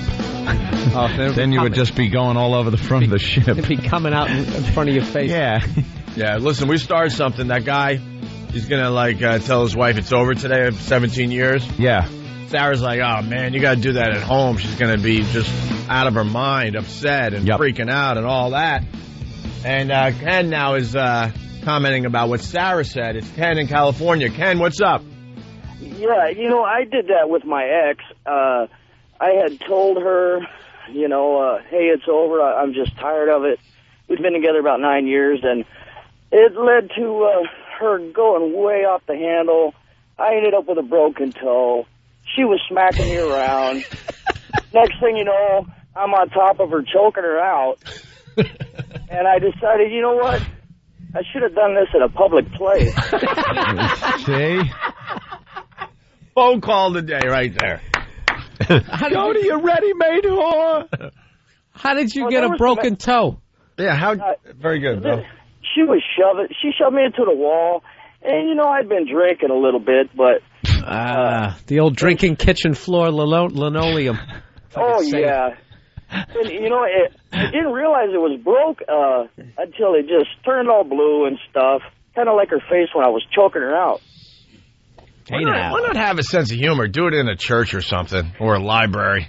Well, the best part about that, I knew I should have done it in a public place after the cops showed up. But they were cool with it. They understood once they talked to her for a couple minutes. Yeah, right on. Thank you, Ken. All right, watching out. We got Max in Dallas. Max, what's up? Hey, what's going on, boys? How's it going, Billy? What's up, man? I got to agree with the guy about telling his wife in the diner because about 12 years ago, I told my ex-wife that it was over with at the house, and I'm a gun collector, and she went into my collection and I've got an authentic 1941 German MP5 Schmeiser. Ooh, and wow. Thank God I'd taken the steer pin out of it the night before when I was cleaning it because it was fully loaded, and she pulled the trigger, and all she got was a quick lick. And I about had a heart attack right there on the spot. Oh, she'd have killed you. I figure, if you're in a public place, at least if she goes bat S on you, somebody can call a cop or something, I mean, good Lord. Yeah, hell hath no fury. Isn't it amazing? If a guy did something like that, you'd be in jail for attempted murder. Women can just do stuff like that. It's just, I was crazy. Yeah. I was emotional. I didn't know what I was doing. I'm sorry. Broke my heart. I got a quick question for Anthony. Sir? Did you notice, after a while when you got divorced, that your wife might have gotten fatter or uglier? Yeah, I noticed that, going into the courtroom and stuff, and you got to see her, and it's just like, ugh. I haven't seen mine in 10 years, and she looks like a blonde Roseanne Barr now. Well, good job, my friend. We got some funny ass. Bailed out. Man. Thank you, Max. Bono. All right, let's go to Charlie in Jersey now. Charlie broke up with a girl in public, and it didn't go over so well. Let's go, Charlie. Hey, guys. Yeah, it didn't work out well. I'm asking you for the same situation. What's going to happen when Sirius buys XM and you have to kiss Howard's ass publicly if he breaks up you and dumps you douchebag? Well, Charlie, what makes you think that's good? Oh, and then they hang up. Right, the worst part of your calls, if you want to call up and try to get to us with something like that, is when you hang up. I'll confess that. That's the part that frustrates me the most. I could care less what you say. I'd actually like to, talk to you, carry on a little dialogue. But then they like a bunch of faggots just hang up. Bunch of pussies. Charlie, do you think you got us? Did you tape it? Are you gonna call Howie now and go, look what I did? Yeah, fantastic. Click. He'll hang up on you. Yeah, we'll see who kisses whose ass if that goes through. Charlie. Exactly. We'll just wait and see how it plays out. How about that? How about we all sit back and see how it plays out? And in the meantime, we're talking to a hell of a lot more people, Charlie. And as a matter of fact, you're listening to our show. Right. Why aren't you listening to your hero? I never understand that. And then they hang up. Oh, you chicken crap bastard. All right. Well, we'll just move on. It's Elise, I guess, in Jersey. Let's get the female point of view here. Elise, what's up? Hey, guys. Hey. I was just calling and this is a true story. I told my ex that I was leaving him at my grandmother's funeral. Wow. Why did you choose that? Basically, we're in the funeral procession going from the church to the cemetery, pouring rain, get lost. Nice upbeat. On my next tell with one of my family members trying to, get back together with them. and all he's doing is cursing me. He's calling me every name under the sun. I looked at him, and we had been fighting for months and months and months, and I hadn't had sex with him for about 7 or 8 months at that point. And I said, you know something? This is it. When you're cursing me out at my grandmother's funeral, I gotta go. I just gotta go. Yeah, that's probably the smart move.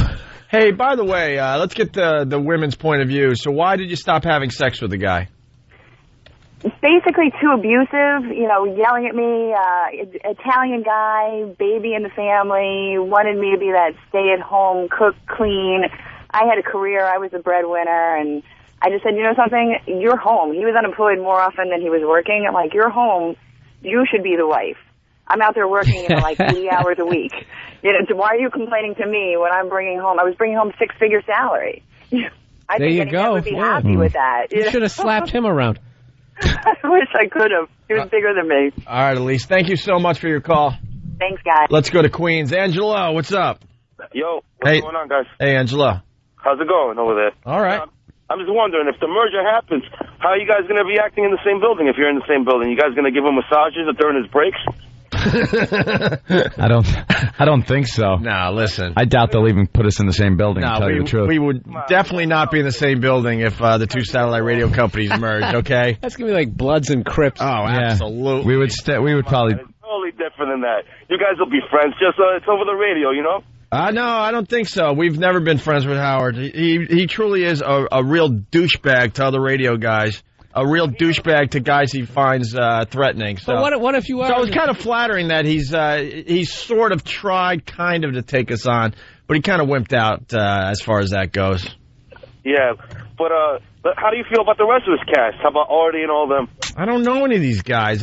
We hung out with Boy Gary back in the day. He was nothing but nice. Then we found out he was like a secret agent, double agent douchebag. Just trying to get info for his pal Howie. And I've met Artie a few times. He's a nice guy. Saw Artie at the roast for, who the hell was that? That roast we went to. Was it Jimmy's or I don't know? No, it was at one of those big ones that Voss took us to, I guess. Oh, the Donald Trump thing? Yeah, the Trump thing. Yeah. I have an idea. It was really funny. Yeah, I mean, we're pretty honest in the show. I have no problems with Artie. I met him on the street once. He was nothing but nice. Yeah. I saw him at the Brooklyn Diner, I think, with Colin Quinn. Nothing but nice. If he trashes us on the show, that's another thing. I don't know. I really don't know what he does, but... You guys should kidnap Beetlejuice and make them pay you ransom. Yeah, like rival colleges. Dude, we got... Let's take their mascot. Our freaks are so much better than his freaks. We don't need Beetlejuice or any of those has-beens. You know that a lot of his has-beens send in, like, resumes and call and email. They're all trying to get on our show now. Oh, if that stupid Kevin Keith Kallenbeck calls or writes one more time. Yeah, we blow them all off, but Jesus, they're all enough with him. They're all trying to get on our show. I mean, we talked to what's his name, and he was hilarious. Quick question. Which one's that? I forgot his name. The old dude. Holy crap! Oh, Pat Cooper. Pat Cooper was great on our show. What? Are you guys coming to the Greek parade next Sunday or what? No, I don't think so, sir. No, that's too scary. All right, Angelo, thank you. He likes both shows, whatever. Yeah. Steve in Queens, or so it said in the comments. Maybe he's... I thought you said Steve McQueen. Like, wow, this is a celebrity interview. What's up, Steve? Hey, what's up? Yeah, that guy that shot his wife, you think she kept nagging him after she was shot? You couldn't even shoot me in the heart of the head? You got me in the gut? You don't even have the guts to shoot me. Shoot me properly. You know, oh, Harry. It's been 20 minutes. We got to play the clip again. This is the thing everyone's talking about today. Thank you, Steve. Take it. So, yeah, this old dude, 67, he's had it. He's had it with his nagging wife, kills her, and calls 911 while she's kind of still alive, and he's just calm as could be. You want to hear the news version with the, ooh, oh, my God, or you just want to hear the 911 call? Yeah, let's hear how the stupid news people handle it. Yeah, they're just lame. You're about to hear one of the most bizarre 911 calls ever. 67-year-old Freddie Wilhite called police. He calmly told the dispatcher he shot his wife, and he even confessed why he did it. This is Freddie Wilhite. How can I help you? I shot my wife in the stomach with 38. Is she still there? Yeah, she's laying on the floor. Why did you do this? She enticed me, and she would ridicule me throughout my lifetime. I'll see if she's alive.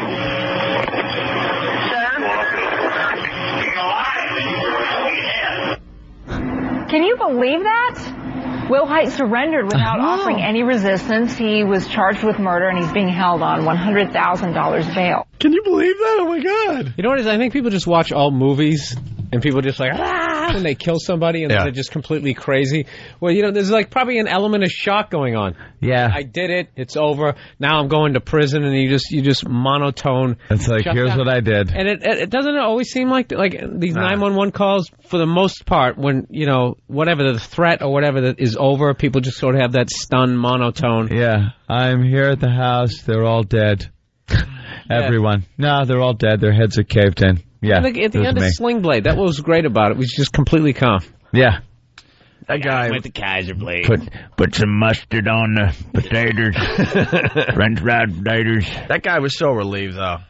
I mean, say it at home. It just feels good. She enticed me. Yeah.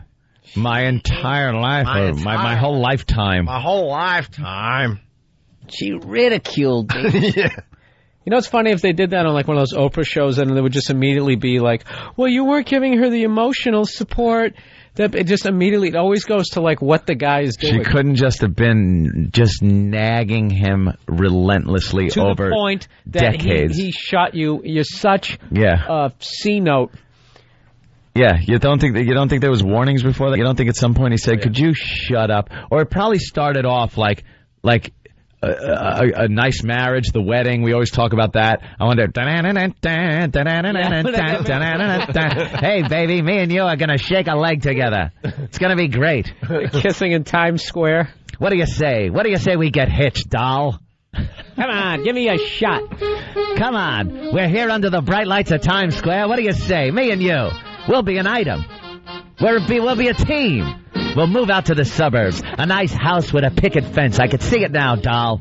So what do you say? Oh, yes! Ah, you make me the happiest man on earth. And then a few years later, come here, doll. Fast forward a few decades. You got the best stems around.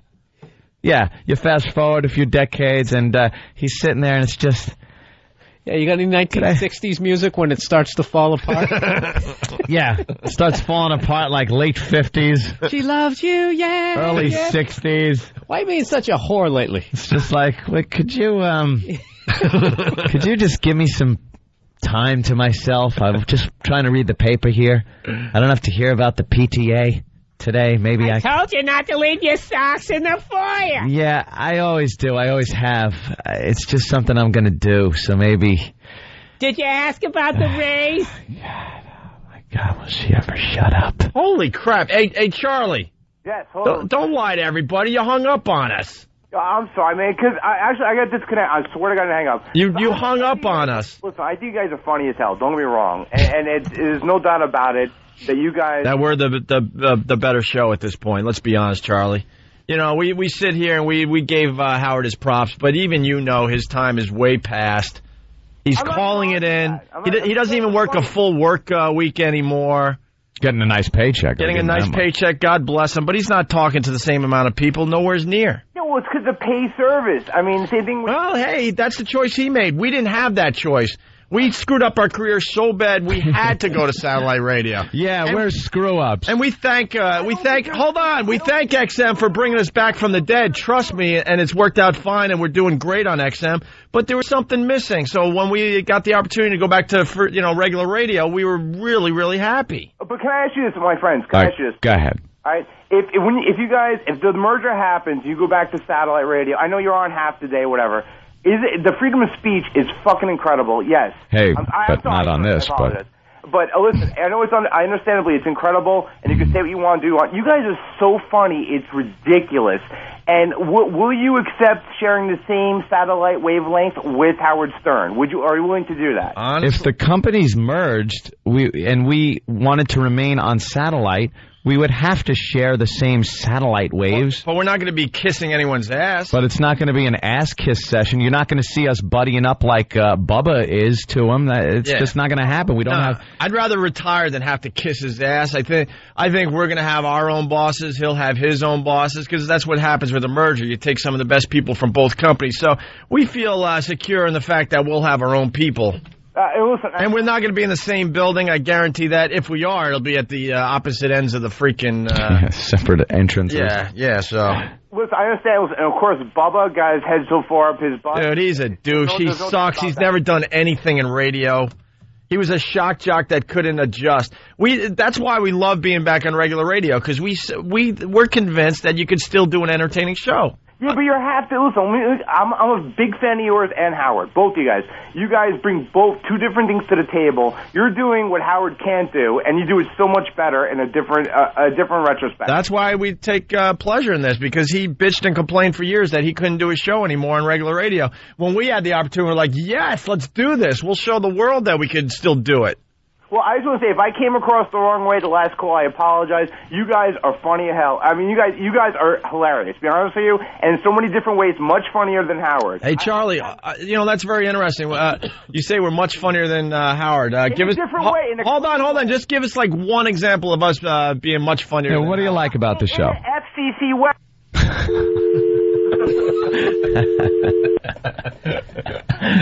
Shut up. Hey, more questions. We're taking the test today. Grade. The fifth grader test. I already admitted I didn't even want to take the test. I just know I would fail. We got 20 questions here. Anthony answered the first 5, only got 1 wrong. If you get 7 questions wrong, you fail this fifth grade test. Okay. I've gotten 2 right and 3 wrong. So I'm already I'm in the hole. All right. The next question: which is longer?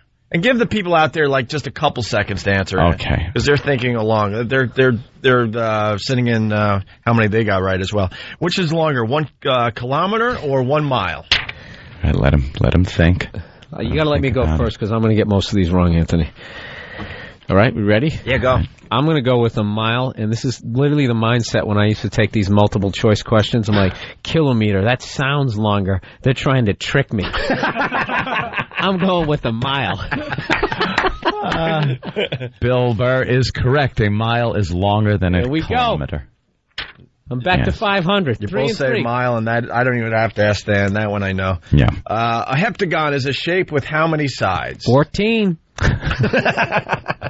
No, I'm going to go with the octagon is 8, septagon is 7, heptagon, Jesus, 9. Oh my God, 6? I have no idea. Your original answer of 14. If you half that, you are correct. It is 7 sides. Oh, I thought that was a septagon. Dan? Correct, 7. God, Ant's good so far. 1 wrong out of 7. Emma has 2 yardsticks. Oh boy, here we go. Emma, how old is this question? Oh boy, are they taking trains? Ebenezer has 3 apples. Mildred takes 2. Are they taking trains in opposite directions? How many will Gertie get? Yeah. Emma churns butter for 45 minutes. Well, Seamus shoes a horse. If Ulysses... Oh, I hate these dumb questions. Although this one isn't bad. Emma has 2 yardsticks. She also has a 12-inch ruler. She laid them end to end. How many feet long is the line? Oh, that's easy. That's 4 feet. 7 feet. Oh, wait, no, 2 yardsticks. Oh, 7 feet. Oh, you said 4. 7 feet. I can't remember. It's 7. I knew a yard was 3. I watched football. I knew that one. Come on. You know what a yard is. It's 7 feet. There you go. Summer school, 3 out of 4 years high school. All right. Of a drum, violin, or saxophone, which is a woodwind instrument? Let the audience dwell on that a little. Drum, violin, saxophone, which is a woodwind instrument. That's easy. It's a saxophone. It is indeed the saxophone. Very good. Ant's doing very well. True or false? The ostrich is the fastest bird on foot. It's got those long legs and that big ass. It's like a track star.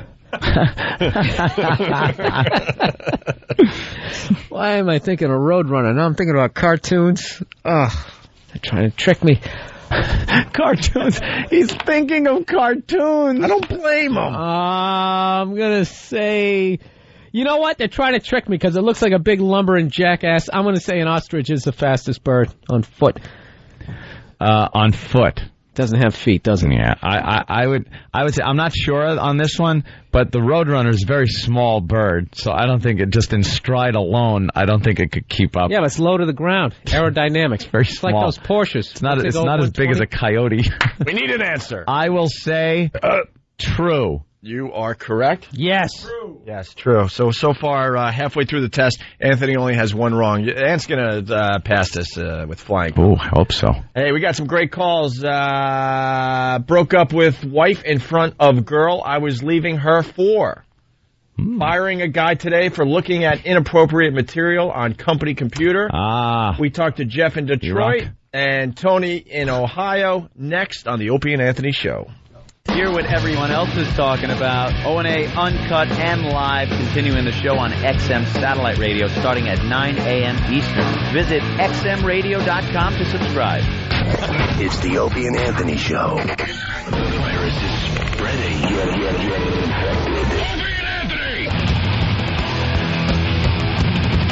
We're in the middle of a doozy today. It is the Opie and Anthony Show.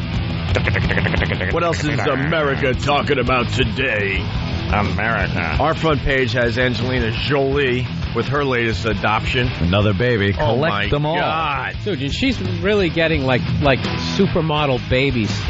This kid is like, on the front of the post, he's like holding a strawberry. This is like a work of art. That is not a mother and her child. Yeah. Picture the usual mother and a child. You know what I mean?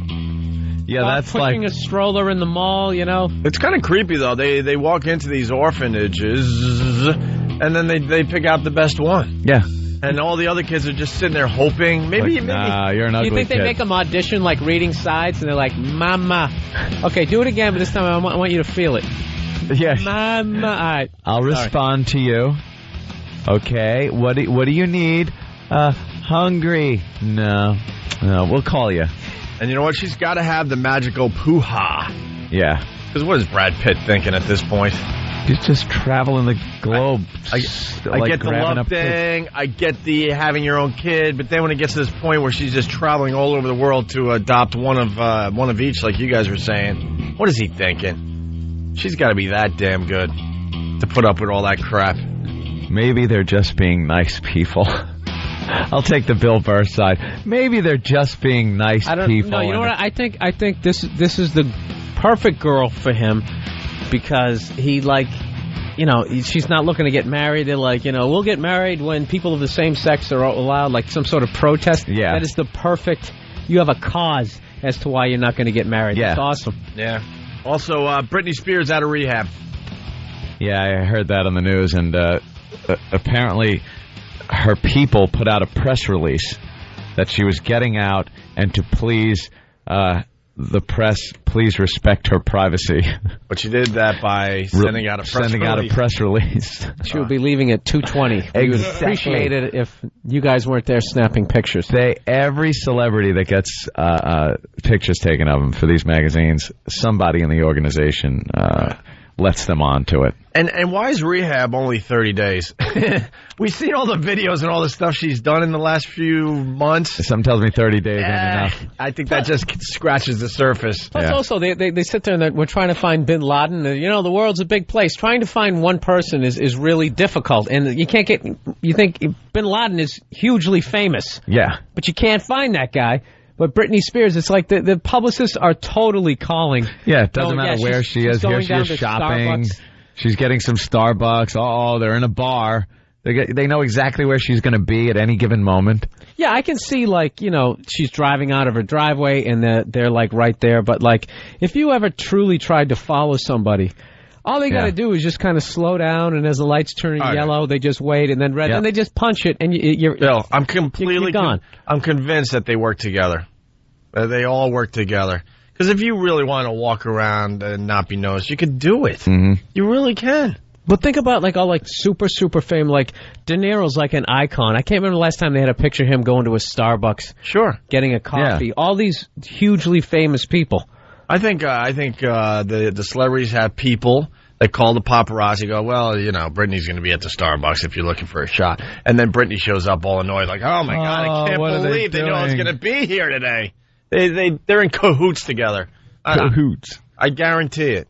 Until but I do think that there are times, you shave your head or you do something insane like that, that they are going to go out of their way to follow you or whatever. Sure. But if you just keep feeding it. But in general, most of those, paparazzi shots, they're just working together for the most part. Yeah. I have no doubt in my mind. The publicists know it's good for their client to get their face in all the publications. Which I don't think there's anything wrong with that, but I hate the people who are like, they act like they're annoyed by it. Right. Like that we were talking earlier, Kate Moss's boyfriend, he's always like giving the finger and stuff. Yeah. It's just like... No. Yeah, I'm annoyed, man. We're just trying to be out. We're partying, having a good time, and you're in my face, and he loves having his face blasted all over. You're the scum of the earth. Yeah. And that's part of it, too. You know, you got to look like the rebel. Yeah, you got to look like you're really not enjoying it. Wow, whose hoo-ha is that? Marissa Tomei. Wow. What? Wow, look at that. And she's 40. What'd she do? God, these girls love showing their... E-Rock. As they're getting out of cars and stuff. Oh, boy. Oh, E-Rock. E-Rock just trying to completely turn shut on down the the monitor show. and we're in the middle of a fine discussion, and all of a sudden That's like the new he thing. gives me this picture, and I'm supposed to continue with our thoughts. Marissa Tomei getting out of a car, showing the hoo-ha. Is that what she's She's on like a stoop, just sitting on stairs. You know what? I understand perverts now. They're just guys. They've gone to strip clubs. Yeah. They've spent all their money, and then after a while they realize, you know what? I can see just as many hoo-has if I'm like a parking attendant. Yeah, just walking around the streets. Yeah, just letting girls get out of cars. There's one. There's a hoo-ha shot of Janet Dickinson. I think it's on PerezHilton.com. Please get that picture.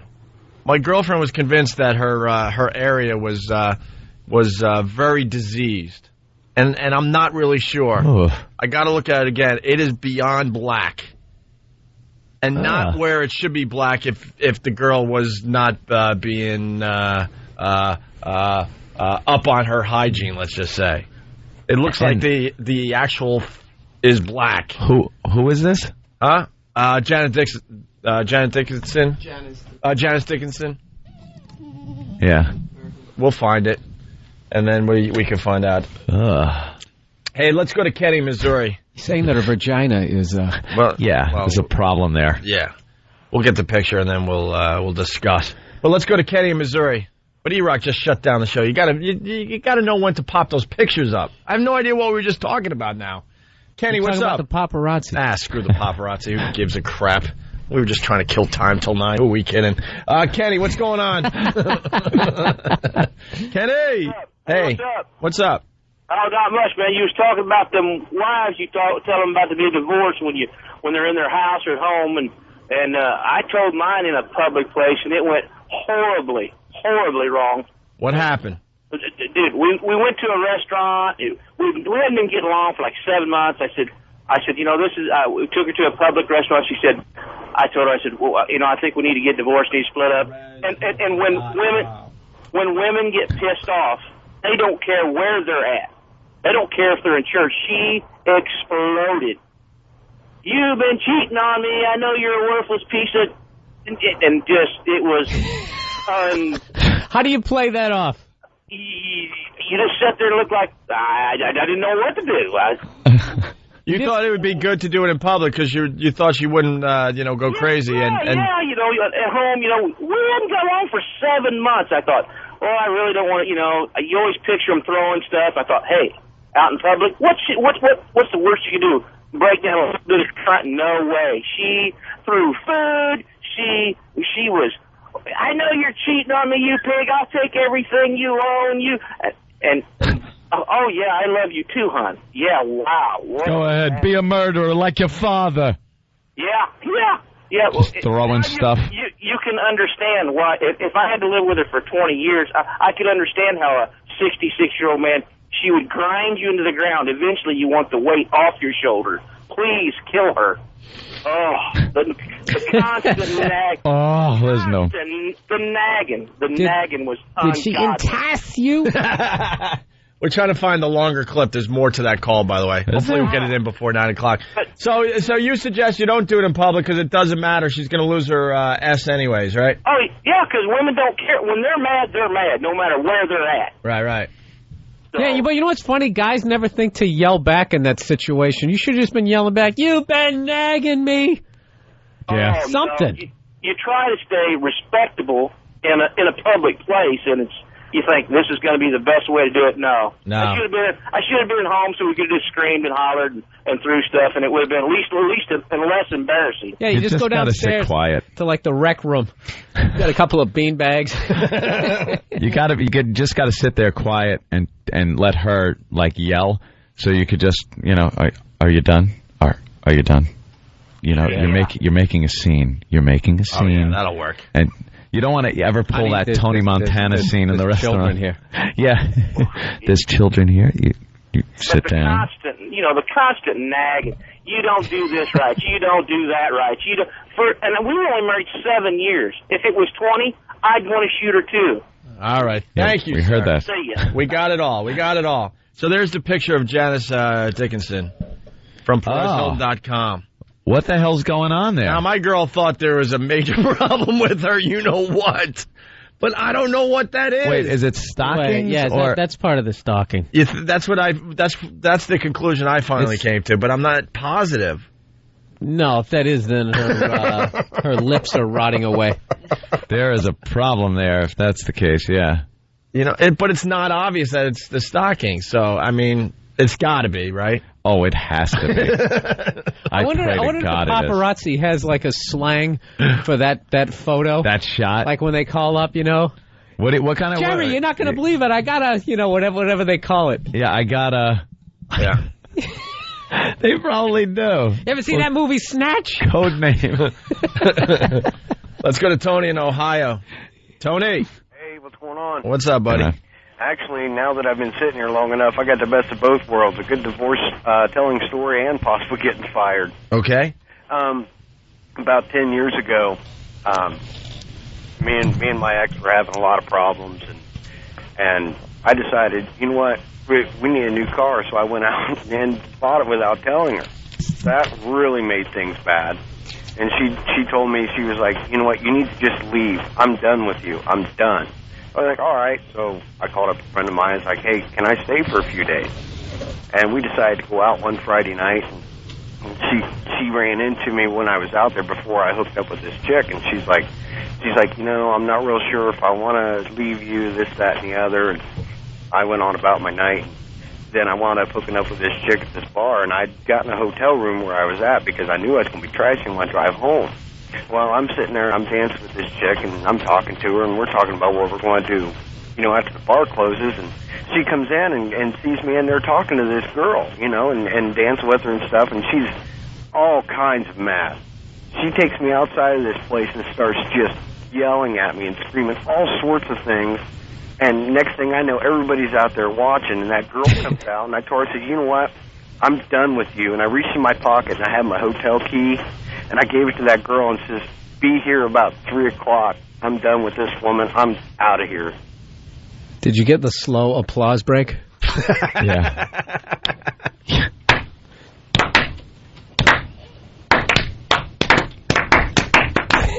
I love how everyone finally syncs up. Yeah. No one can figure out the slow applause, but it syncs up eventually. All right, Tony, thank you. I got to move on. Hilarious. Like the guys from The Accused are in the background. Yeah. Go ahead. Hit that new one. Hey, college boy, you're next. The slow applause break is so stupid. Oh, it really is. It's always started by one guy. Yeah. Looks around. He's got to start clapping. We got an expert on damaged poo-ha. Vinny, what's up? Yo, what's up, guys? All right, we're looking at the picture of Janice Dickinson. You can do this at home later on because a lot of you guys are in your cars now. PerezHilton.com has it. You got to search 2 or 3 pages in. Go ahead, Vinny. All right, I'll check it out. The only thing I want to tell you is that when a woman's private area gets dark, purplish, it usually means that she did a lot of heroin. No, this is no, it's not purple. You know what it looks like? Look at that, it's a close-up. It looks like its color. It looks like Petey the dog is peeking out from under her skirt. kept thinking that Nirvana song, Heart-Shaped Box. And it looks like Petey lost an eye. Yeah, Petey's... Something happened. Stymie's very upset that Petey's eye popped out. Oh, man. Petey lost All right, guys. Petey lost an eye. All right. I hope all that made the air, but the area is very, very, very black. Yeah. So we're hoping it's just like the pantyhose. Because she's wearing fishnets. Or something. Or maybe it's No, you know what it panties looks like? that are all crumped up and they're crotchless. I don't know. Yeah. Do you ever see like when they do the overhead shot of like one of those Iraqi caravans after they just nuke the whole area? Yeah. It's like burned out bodies. It's a recon shot, a damage assessment. It used to be a bunker. Oh, we got to get Jeff on the air here from Detroit. A lot of phone calls today. Jeff, what's up? Morning, boys. Good morning.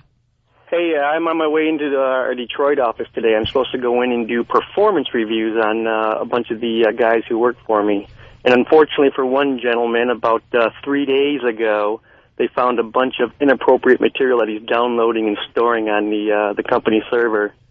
It's some of those clips that went around a few years ago of women doing things with animals. Oh, yeah. We remember those. On there. And he's like a 40-year-old dude, kind of creepy. One of those guys that if I read in the paper tomorrow that he had like 3 Boy Scouts tied up in his basement, I would go, oh, okay, I can Fits see the that. profile, yeah. Exactly. So this guy has no clue. He thinks he's coming in and, going to be told what his raise is going to be this year. So How you feeling right now? Are you excited to do this? You're loading it? Not really. I mean, because I kind of feel bad for the guy a little bit. You know, he's like at that age where, you know, he's 40-something, so he's at starting to come into the back part of his career. So I think he's going to be pretty screwed here. But I don't know. I said, I guess I don't want to be him going home and telling his wife that, hey, you know that new pool we want to get this summer? It's not going to work out. Yeah, there you go. I had some I'm thinking above ground kiddie pool. Horse videos on my computer. All right, Jeff. Good luck to you. Thanks, see you. All right, we got a girl, another expert on the damaged poo-ha. Carmen, what's up? Hi, guys. What's up, Carmen? The reason why her poo-ha is dark, it's because she hasn't had enough sex. Blood circulates through there, and when you have an orgasm, it circulates. So that means she hasn't had enough, and that's why it's so dark. No, that's called gangrene. Yeah, no, this is Wesley Snipes. Yeah. Carmen, you got to see the picture. A little discoloration. Maybe I would go with your theory, but No, there's a plague going on. Picture rotting romaine lettuce. Several orgasms, it turns... All right, enough about the orgasm. We're trying to get some of this on the air. She needs to get some. All right, thank you, Carmen. Bye. I have no idea what they dumped out of, but she's going for the perhaps there's a circulation problem down there because it's not being stimulated enough, but we're talking rigor mortis. Yeah. That is not just somebody not getting enough blood flow down there. Yeah. That's cut off completely. That's gangrenous feet. Yeah. It looks like a foot with frostbite. That's what it looks like. Yeah. Because gangrene, you're in the process. I figure it's got to be green on some level. Yeah. Because I'm smarter than a 5th grader. That's why it's called gangrene instead of gang black. I'm just going to shut up. All right, listen, we got more questions. Oh. If you get more than 7 wrong, consider yourself a 5th grade flunk out. We got 20 questions. So far, Anthony has one wrong. One wrong. The stupid English question This got me. is a 5th grade test. Right. Where are we up to? Okay, true or false, the Earth's moon gives off its own light. This is trying to trick me. The audience. Because it obviously does not give off light. It's the sun reflecting off of it. So I'm going to go with false. Very good. False. All right. Bam. We got another one right. A chimpanzee's natural habitat is on what continent?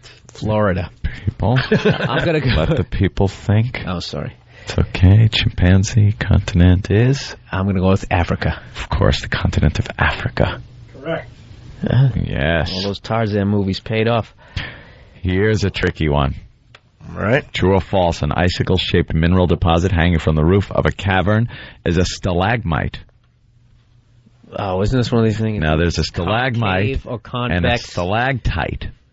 So which one is on the floor and which one is on the ceiling? I'm going to go with false just because anybody can say true. An icicle-shaped roof of a cavern is a stalagmite. I know I used to have a rule for remembering this. I believe this is true. I got one. I might get this wrong, so I'm going to go with false. False. Damn it. Ant's got two. Yeah, it was a 50-50 shot. You know what, though? This is what Bill Burr brought to the table. Like, this is the stuff they taught us in school. Like, when would you ever use this knowledge? Yeah, Donald Trump doesn't know how many sides are on a heptagon. The guy. Wait, did I say false? You said true. I said true. Okay. Yeah. But From the roof. This is info. What are you going to do with why it? are you still on it? You know, he's like that nerdy kid. Oh, you forgot to give his homework. No, I got to remember now. Like, I'll remember it because then if you're walking through a cave, you might trip over one. That was the rule I had. Anthony, you really are a nerd. This bothers him because he wants to know. It did bother me. Like that fills him up to be at some sort of dinner party with the smoking jacket on. It's actually a stalagmite. That is a stalagmite. A good rule of thumb to remember this is that if you're walking in a cave, you might trip over it. An antelope stuffed head is over your right shoulder. Don't joke. He's getting that built. That's right. His library. My library. He just wants to show people that he's very smart and knowledgeable. No. It goes back to the fact that he didn't graduate from high school. Totally does. And he's the smartest guy in the room. But there's still something missing because he didn't graduate, so he just wants to show constantly he can't let his go knowledge of the value of that piece of paper. Yeah. All right, let's see. Wrong. How long is one regular term for a U.S. representative? This is tough. Let's see. A senator is 6 years. I think this is 2. A rep is in there for 2 years. Correct. Look at me coming on strong. All right. True or false? A turtle is an amphibian. An amphibian has to be able to breathe on land and in water. I'm going to go with false. A turtle is a reptile. That's right. That's right. It is a reptile. Mm-hmm. Correct. And it's doing very well. Hold on. Let's say hi to Greg. Greg, you're on the Opie and Anthony show. Greg. What's up, boys? Hey. Anthony, the rule that I always learned as a kid is stalactite has a C for ceiling. Yes, that is what Dan just wrote to me. He said stalagmite is G, ground, stalactite, C, ceiling. There you go, boys. Punch it out. Yuck. Now, how many of you guys have ever even been in a cave? So why would we? And do you really need to know that? Like, you just need to not bump your head or trip over it. Hey, look, it's one of those things sticking out. And as a fifth grader, you stress over this knowledge. Like, you're just convinced someday you're going to need this for what? To save the world or save your family All from they're doing, some horrific thing. You know, you saying we were just filling time to get to 9 o'clock. They're just filling time to get you through high school so they can have you brainwashed to just go work in a cubicle. They're not going to tell you real stuff, like how to avoid getting into a bad marriage, not to get a credit card with 52% annual percentage rate. Yeah, there you go. Then a stalagmite or a stalagmite? Oh, shut up. All right. What is the lowest prime number? Oh, I think that's 1. Yeah, 1. 3. Incorrect. Oh boy, 0 or 3? I don't know. Oh boy, 3 wrong. Is it 2? It was 2. Oh boy, 3 wrong. 3 wrong. What's happened if I get 2's not a prime number? more than 7 wrong? Can't you Consider divide it by yourself 1? a flunk out. Right now, you got an 85. Damn it! An 85? If you answer the rest of them correct. Oh my God. Okay. In the northern hemisphere, in what month is the autumnal equinox? February. No. September. Yeah, September. October. Correct? It is September. Very good. 3 to go, Ant. If you have a gross of pencils, how many pencils do you have? 144. I'm going to go with Price is Right, 145. 144. Jesus, Ant. It's a dozen. What is wrong with you? Because I used to buy a gross of bottle rockets, and it was 12 No, you didn't. You looked packs these up of during 12. The break. During the break, he went on the internet and looked them up. I did he started not. sweating. You hear how high up his voice just went? I did not. I totally didn't do that. I swear. I'm actually this smart. No, it was because of bottle rockets. It was 12. All right. So 12 times 12. 2 to go. True or false? In geometry, parallel lines never meet. Well, if you're drawing them, and you're trying to like show the horizon, they come together. If you're drawing a picture, parallel. Well, I mean, when you drive down the road. Perspective. All right, I'm going to go with false. In geometry, No, lines true. meet. True. That is true. They never meet. Very good. Okay. And finally, if you add equal amounts of red and blue paint, what color paint do you get? That's interesting. Purple? Yes, purple. I'm going to go with Janice Dickinson's hoo-ha. It could be like lavender. No, I will say purple. Correct. Yeah, see, I remember that was the fun stuff. Take this stuff and mix it up. Paint is fun. Yeah, mix it up. Make different colors. Oh, yeah, it was a good time. Oh, how many did I get wrong? 3? You got an 85. How about me? What 85? 3 out of 20? I like how I'm so bad, like nobody even bothered to even keep score. I know. Bill did good. I think you had like 5, maybe 6. Wrong? Yeah. If you had 3, I think you had a couple more than him. I answered the first 3 out of 5 wrong. Well, look real fast. Oh, this should be riveting radio. That's why I said fast. Fast. Like real fast. You missed heptagon. I missed, number 1 I missed. You missed 1. I missed 2. Ooh, started off bad. I got 3. I got 4. I missed 5. I missed 6. I missed 7. I screwed up on 8, even though I knew it. 9 I got. 10 I got. 11 I got. 12 I got. So far you have 6 wrong. 13 I got. Representative I got. I got the amphibian. I missed the prime number. Yeah, all right. 7. Gross for pencils. That's 8 wrong. You failed. 8. What'd I get? You failed. 8 wrong is a failure. Yeah, you get failed. 7 wrong. Strong word. 8 wrong. Do the math. It's a 60. It said you flunked 5th D grade. minus. All right. Yeah, I'm in there, baby. There might be a curve. They might be grading on a curve. Hey, we've been playing this audio all morning long. Let me play it again. This is what everyone's talking about today. The guy that kills his wife and then calls 911. Just in case you're just waking up, here's just the 911 call. This is Freddie Wilhite. How can I help you? I shot my wife in the stomach with 38. Is she still there? Yeah, she's laying on the floor. Why did you do this? She enticed me, and she would ridicule me throughout my lifetime. I'll see if she's alive. Sir? You alive? Yeah. I play that because I hold in my hand the entire phone call. Oh. We'll do that next, and we're giving away 2 MacBooks today. MacBook karaoke on the way. It's Opie and Anthony. A prime. It's the Opie and Anthony Show. Opie and Anthony, XM 202. Bill Burr helping us out today. He's playing Caroline's in New York City all weekend long. Tickets, 212-757-4100. He starts tonight and goes through Sunday, right? Yep. Very, very cool. All right, we got to do a speed round. We got lots to do in like 10 minutes. Yes. Good luck. Got to give away MacBooks. 2 MacBooks today. 2? We decided to give away 2 MacBooks today. And then we got the full-length version of that 911 call we have been playing all morning long. Huh? A word processor? What is that? One of those... what are you, Larry King? Electric... yeah, it's an electric typewriter. Is that a laptop? They call it a MacBook. Oh, but it's no, it's not portable. It's a MacBook. It's a MacBook. See, they have cooler names for stuff. Oh, okay. Laptop might imply that it's a PC. Oh, yes. Okay. It's a MacBook. It kind of opens like back a book. To be smarter than a 5th grader question. So we're doing MacBook karaoke. So we got 4 finalists here. 2 of these people will win a MacBook today. 2 today. Yes. That's exciting. We got Emily, or Emmeline, I guess. Emmeline. Never heard of that name before. Sam, quickly, anything good? Any standouts in this? There's a couple. Oh, good. All right, good. Emmeline in New Jersey performs How Am I Supposed to Live Without You? Oh. They said you were leaving.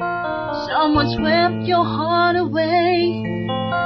From the look upon your face, I see it's true. Luke?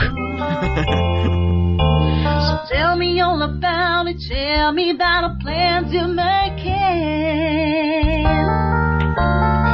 Then tell me one thing more before Casio. I go. All right, here we go. Tell me how am I supposed to live without you? Now that I've been loving you so long, how am I supposed to live without you? A falsetto. How am I supposed to carry on? Makes me yearn for the Michael Bolton version. Michael Bolton. I celebrate his entire catalog. What do you think? What do you think? The two Bobs rule. Any thoughts? It's there. All right. The bass player was great. It's a contestant. Yeah, the bass player was the standout. All right, we got 2 MacBooks out of the 4. Now we got Kim in California performing Unchained Melody.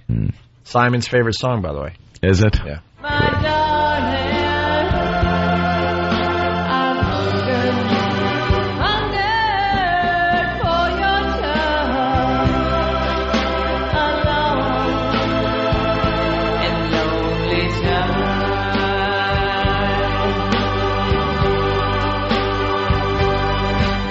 And time goes by so slowly. Patrick Yes, it Swayze does. happy It does he's go by dead. slowly.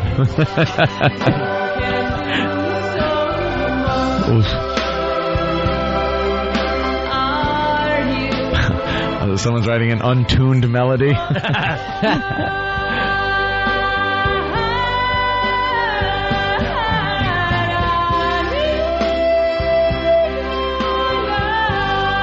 She squeaked it up to it. Whatever. She made it. Actually, again, not awful. I mean, it's This could be a whatever day with the contestants. wow. We got 2 MacBooks to give away. That's one of those ones like a friend of yours goes to get up to sing and they just suck and you can't heckle them, so you just sort of stare at the floor. Stare at the floor and waiting for it to end. Hope it's over soon. Or you get the attention of a waitress just for the distraction, like you got to... rum and coke. More drinks, please. Deb from Virginia performs A Whole New World. I can open your eyes. Oh, we have a winner. Take you wonder by wonder, over sideways and under on a magic carpet. She just blew by the band. Yeah. A new fantastic point of view. No one to tell us no or where to go. Uplifting.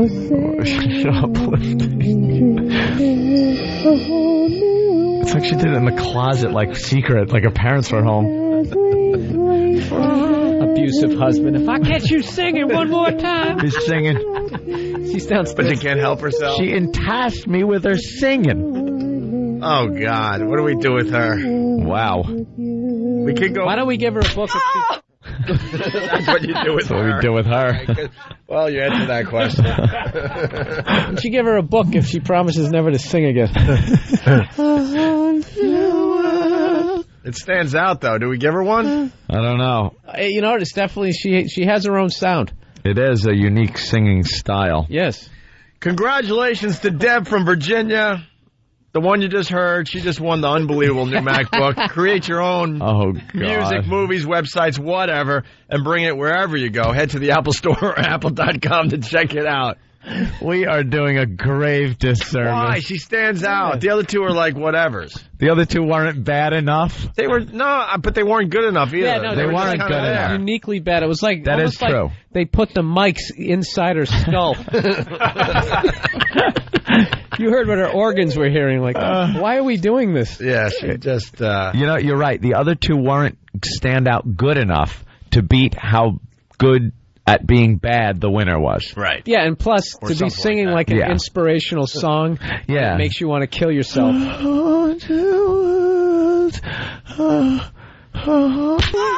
Honey, don't... Oh, no. Test me.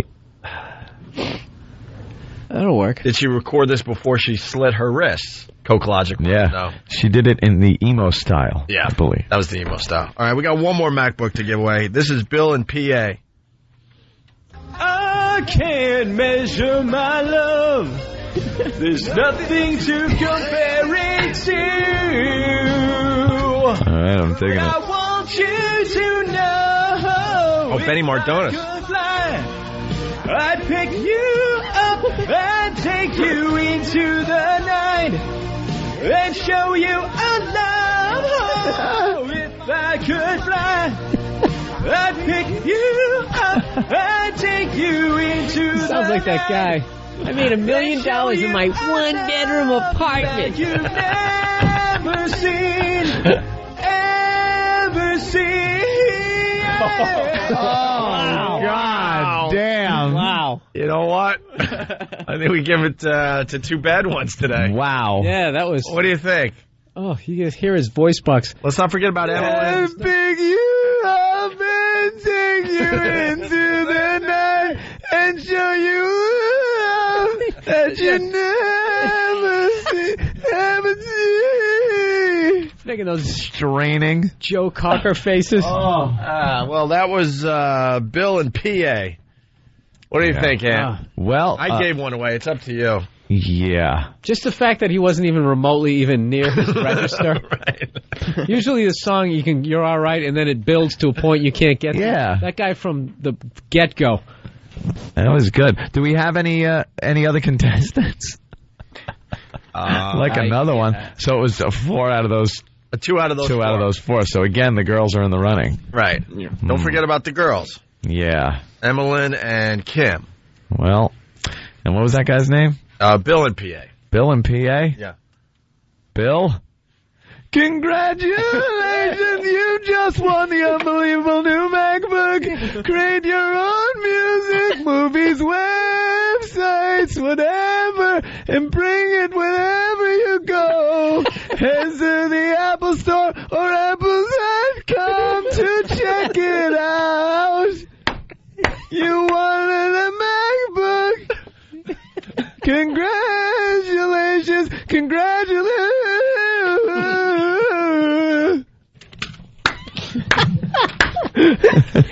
It'll pick you up. Oh, God. Wow. That stunk on ice.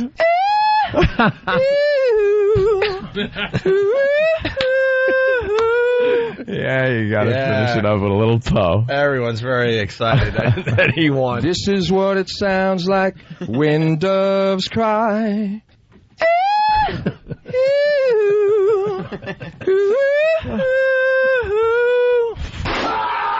That's Poe? Yeah. That's Poe. That's Poe. Wow. I don't think we have time to do anything else, unfortunately. Yeah, we're plumb out of time over here. What's the real time? I got 8:53, I got 8:55, I got 8:51, and I got 8:52. Wow. Which one you got? 8:54? Synchronize our Yeah, we don't have watches. time, unfortunately. All right. Damn it. Go screw. What did I tell you? What do you want from us? Yeah, we gave you a show. Bill, thank you so much. Opie. Yes, always. Thank you. You and give Anthony a special thanks. You Bill, give us a fine always energy. a pleasure. A fine energy when you come in here. All right, thanks for having me. Caroline's all weekend long here in New That's York right. City for Bill Burr. I must insist you go see Bill Burr this weekend at Caroline's. And you. Very funny. And there we go. That's the end of us complimenting each other. That was awkward. Mutual admiration crap. Let's say hi to Jeff in Astoria. We got to fill for like 30 seconds. Jeff, what's up? Hey, I want to play what I learned today. Okay. I learned that Anthony is less of a queer as I am because I had to go to school to learn what he did from buying fireworks. Oh, true. Yeah, the gross. I learned how much a gross That's pretty smart. is from buying illegal fireworks. Hey, this. All right. Oh, thanks. Sorry. This guy's been holding for 2.5 hours. We only do a 3-hour show on this side. He's been holding the whole time. Frank in Cape Cod, what do you got for the program? Hey there, Frank. Hey, how's it going? I've been on hold for like 2 hours. Yeah. Actually, it's 2 hours and 30 minutes. You guys are great. You know what? I said I can't hang up because I got no fucking rate. Oh, sorry. Oh, boy. You listened for that long didn't realize. Has the phone been to your ear for the last 2 hours and 30 minutes? Yeah, I've been on hold. I got no radio. I said, this is cool. I'm laying here staring at the ceiling, listening to you guys. You guys are great. It must hurt your ear. Was that a cell phone, too? Cooking your brain for 2.5 hours? Oh, my God. Were you just laying on the cell phone after a while? No, I'm just chilling. I eat breakfast and everything, cook breakfast, bring the phone with me all over the house. Check this out. Do you listen to the show, though, when you're out? I run to the car, run back in the house. Is that? I mean, but you don't have. You can't listen to us in your house. No, you don't have a radio, right? I don't have a radio. All right. Well, listen, Frank, he was on hold for 2.5 hours. I mean, he's got obviously something that's so important to the Opie and Anthony show that he would wait that long I want to on make a sure phone. he was a fan. Yeah, he's definitely a fan. Oh, okay. I got fired for drinking too many 40s. I was working the ice cream truck. Before I went to work, I drank a couple 40s. I was about 14 years old. And the guy I was drinking with was about 76 years old. And he put salt in it. Hey, Bill, thanks for helping us out today. We were talking about getting fired at some point on the show today. Yeah, I got fired. Okay, what happened? He's 14, he's driving an ice cream truck, he's drinking 40s. I told him, listen, I got to take a leak. I'll be right back, Dom. So I'm taking a leak. If you're not joining us over at XM, have a great day. Yeah. Continue, Thank Frank. you. Go ahead. So, what's the rest of the story? All right. Then what happened? I went back and go to work. Then what happened? Then what happened? See you tomorrow. It's the Opie and Anthony Show.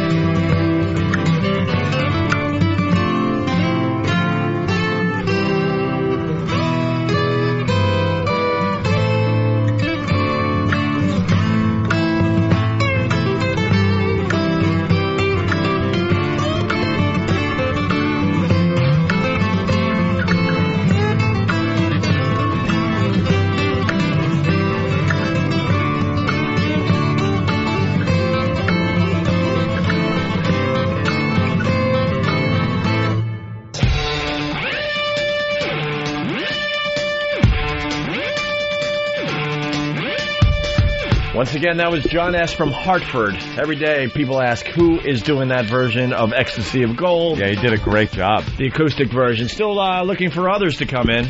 Yeah. Is that the name of that song? Ecstasy of Gold, yeah, from The Good, the Bad, the Ugly. Yeah. The graveyard scene. None good enough to throw on the show before we start XM. Bob Kelly has joined us. Bill Burr is here. We got Big Kev. We got a lot of people did the walkover today, too. Hanging.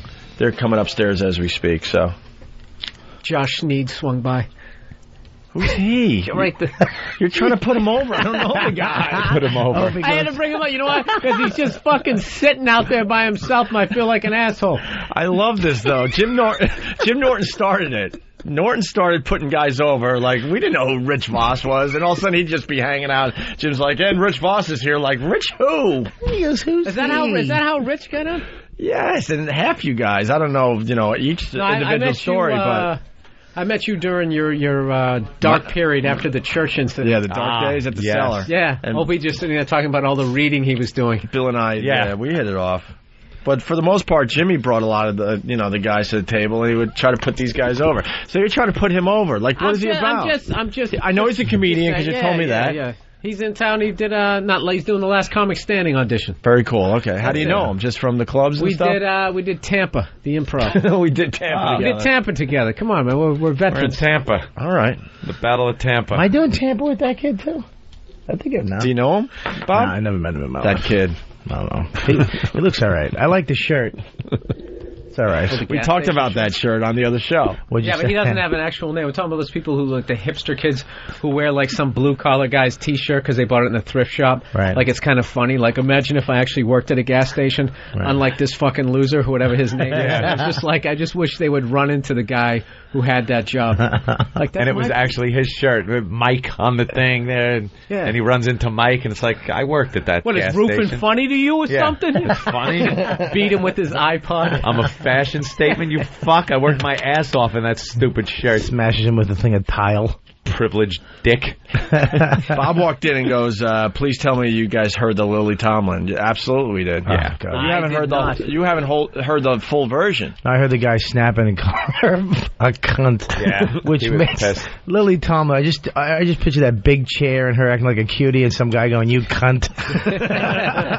Doing her Edith Ann the operator. I just love how the guy... ringy dingy. He snapped.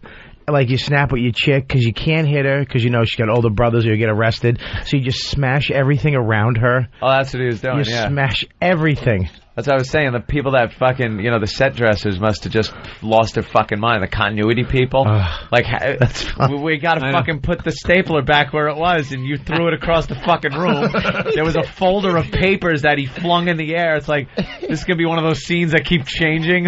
Yeah, this scene's going to look like there's a ghost in the room. Yeah, poltergeist is throwing shit around the room. The picture goes twisted all of a sudden. Lily has a smile in one scene and then a frown in the next. Pissed off at the other. She looks like someone just called her a cunt in another scene. I have to watch the scene, dude. I want to go get the movie just to watch that one scene. It was on TV. It was on TV last night. I almost went to it just based on. I want to see how if it's affecting her. Yeah, if it's affecting her performance. I want to see what I was flipping through was. my guide and I'm like, oh my god, that's the movie we're talking about today. I just realized you're talking about smashing everything around a girl. I bet knickknacks have saved more guys from a domestic violence suit. Just popping her in the face. Oh, yeah. I got some bric-a-brac to throw around.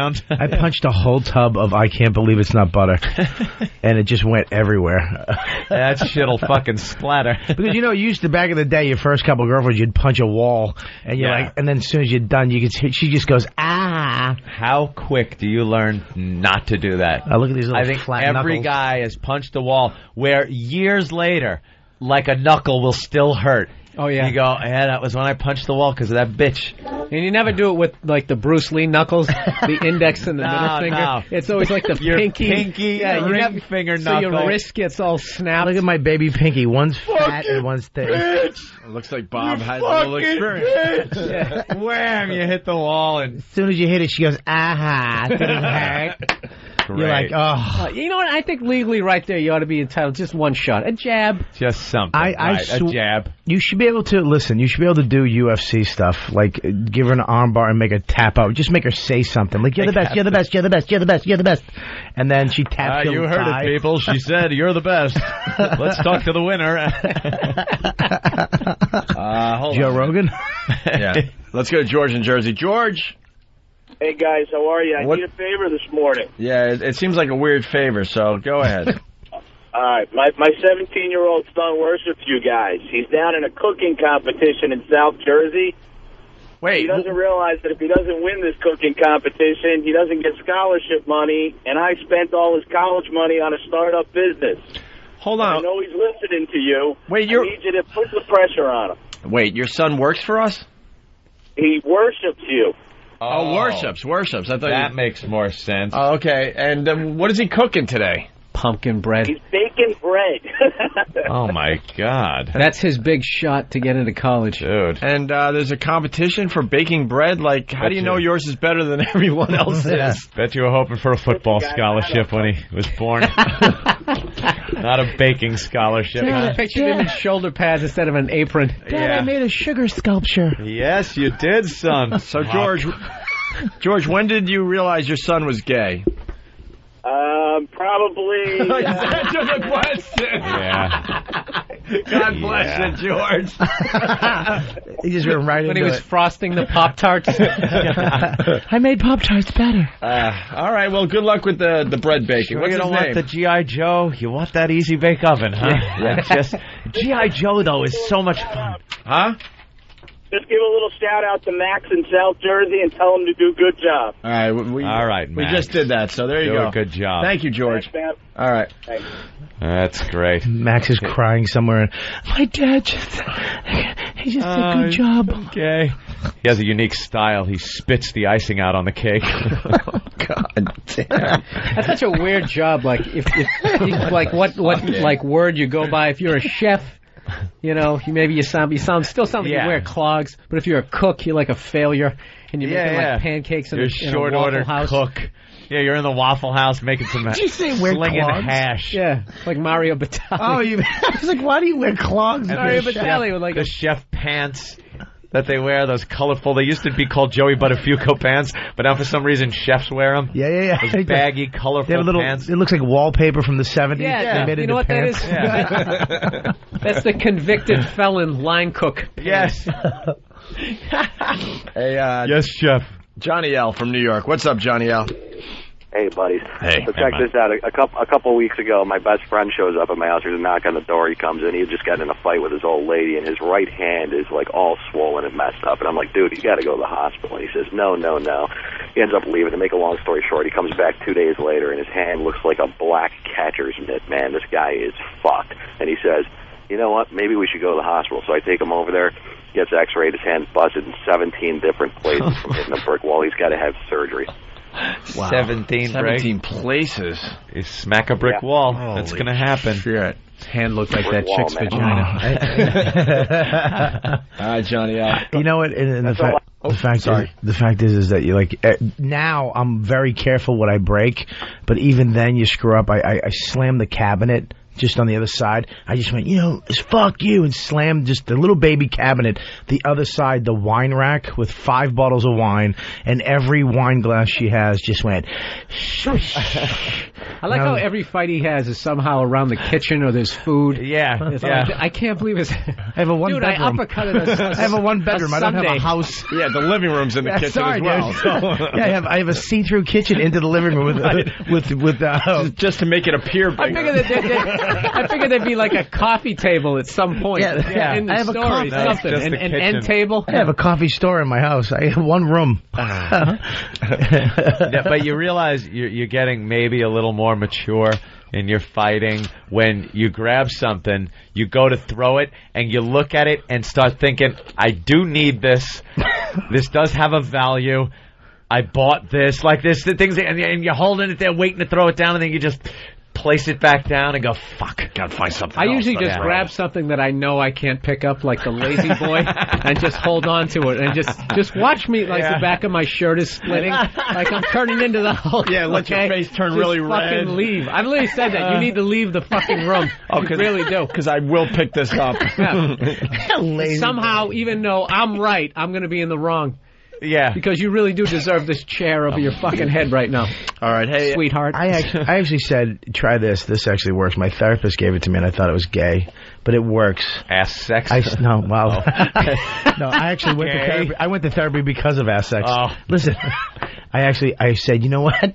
This sounds so gay, but it works because they don't know what to do. I go, you hurt me. You think that's going to work? It works because they don't know what to do. You go, you know what? You hurt me. And they go, I didn't want to hurt you. And then it's over. Well, How about you hurt me? Yeah, but now it's Good. emotional. That's ugh. Or you hurt me. Well, I didn't hurt you. It's your own fault. If you didn't do what you did, you wouldn't have been hurt. Who the hell were you married to? Yeah, tell me about it. Jesus. Don't even get me started again. Good Anthony. Sorry. You just mentioned the word. It's another half hour. You're right. I'm sorry. Uncomfortableness for everybody. I forget every time. No, dude, this is like...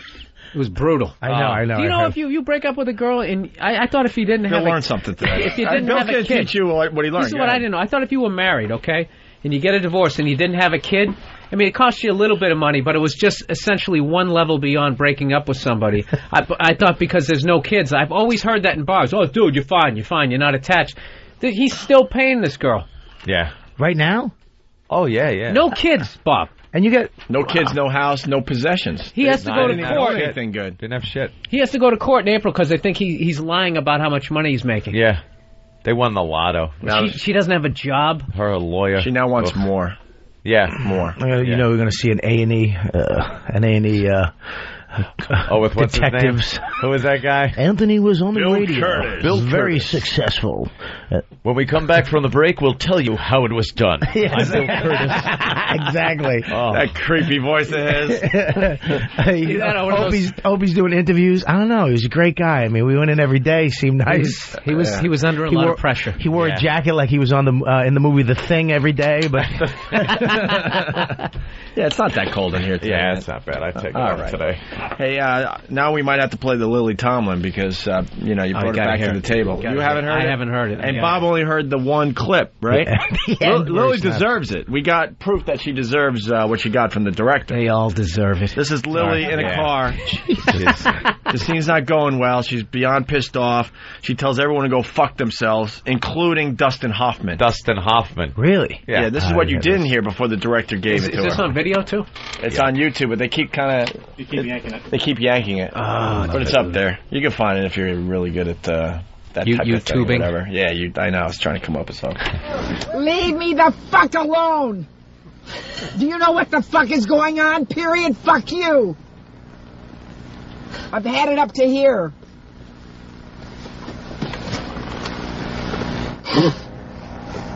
Who's reacting to what, for God's sakes? Fuck you, motherfucker! Fuck you, fuck you, fuck you! Get the fucking thing together, fuck you! Oh yeah, bullshit. She's making some good points. That's why we spent 5 or 6 fucking hours doing something else? No! God damn it! You fucked it up, god damn you! Now get straight on and help. If you can't help them, help me! That's right. Fuck you too. No, I'm not. I'm sorry. Don't get out. I'll break the fucking set apart. I don't even give a fuck. That doesn't matter because you're there. Oh, shut up. You shut the fuck up too. I will, but you're still there. Shoot the fucking thing right now. Yeah, shoot. Yeah, you'll get a shoot. I'll be angry as she's angry. That'll be good. Poor Dustin Hoffman's got to deal with that shit. Can you imagine? Just shoot the thing. Fuck me, fine. It's just like he was in some of the greatest movies ever. Oh, the guy, a legend. Now he's got to deal with this shit. I figured Dustin would be like, "No, fuck you, bitch. I'm Dustin Hoffman." Right. Well, he's a broken man. Fuck me. Fuck me. Fuck me. He just seemed like beaten by her. Yeah. Like she's fucking loud. He's just, I just want to get this done and get this fucking paycheck and leave. And the best is they're trying to film a comedy. Just shoot. How do you get anything funny? Yeah, but if you ever saw that movie movie like so doesn't make sense in like so many different ways. Like I didn't even fucking get what was going on. I heard the name and said, this is one of those movies I will never ever see, just based on the name alone. There are movies where just I wish I the had name, that thought. No, I never fucking will see that. I was curious last night. I almost did it just because of these clips, but because I want to see her face, like, just changing. Like an Ed Wood fucking movie. Just completely different. The sets change. Let's shoot this fucker. Fuck Boris Karloff. Eddie.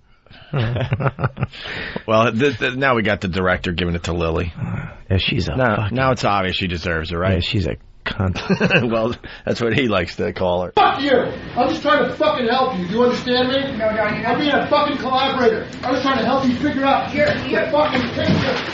Hey, bitch, I'm not here to be fucking yelled at. I worked on this fucking thing for 3 fucking years. Now have some fucking cunt yell at me in front of the fucking crew when I'm trying to fucking help you, bitch. Figure it out yourself. Well, I have to figure it out. Yeah, fuck yourself. Good. Why don't you fuck your whole movie? For you. Why don't you fuck your whole movie? Because that's what you're doing. We better get some insurance and get some director.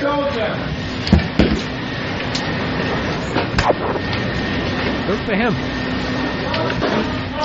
Oh, by the way, this is a visual, so he's just losing his mind, and then he walks around the set, and what? He comes in another door. That's what you hear. That's why you hear him in the background, because he's continuing, but he's now walking around the set. He comes in the door like a Carol Burnett show. Yeah, like it's a skit. It's part of the set. Like he's Kramer. Yeah, exactly. He comes in like part of the set. That's exactly. Gets an applause break. Yeah. He comes in like Kramer, dude. I swear to God. So you're just seeing it framed out, the camera. So he leaves and walks past the camera. So he's out of the shot. He left forward, but then he just appears out of nowhere through this door, coming back in screaming. He comes out of a prop door, and someone should really just put an applause break right there. Oh, an applause break would be great there. Let me go find something here. Oh, no. I don't really have. Yeah, because you hear him screaming as he's walking around. He gets a little loud, and the door flies open, and he's full volume again. But I like he stuck up for himself.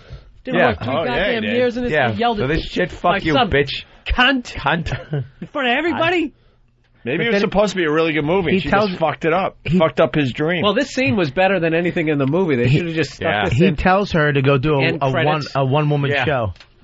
A one-man show. Did you hear? Go do a fucking one-man show. That's what she does. She does one-woman shows. Rascal from Wisconsin. Rascal. Hey, how's it going? What's up? Hey, yeah, I was just wanting to point out that she sounds a lot like that drunk guy yelling at his cat to get the fuck out of the closet. I love that video. Do we have the cat audio? No. Have you guys heard the cat audio? Yeah. Get down!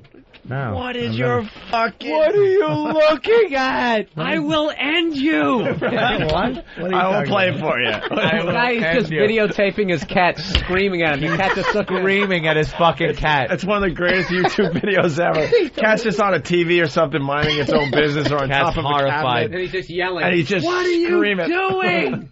Stop. Get down! Right. The cat's literally like just... And then it runs into a closet and goes, get the fuck out of my closet! The guy is screaming at this poor All right, hold cat. on. Too many things going on. So here's the director. He leaves the set, and now you're going to hear him come back onto the scene to yell some more.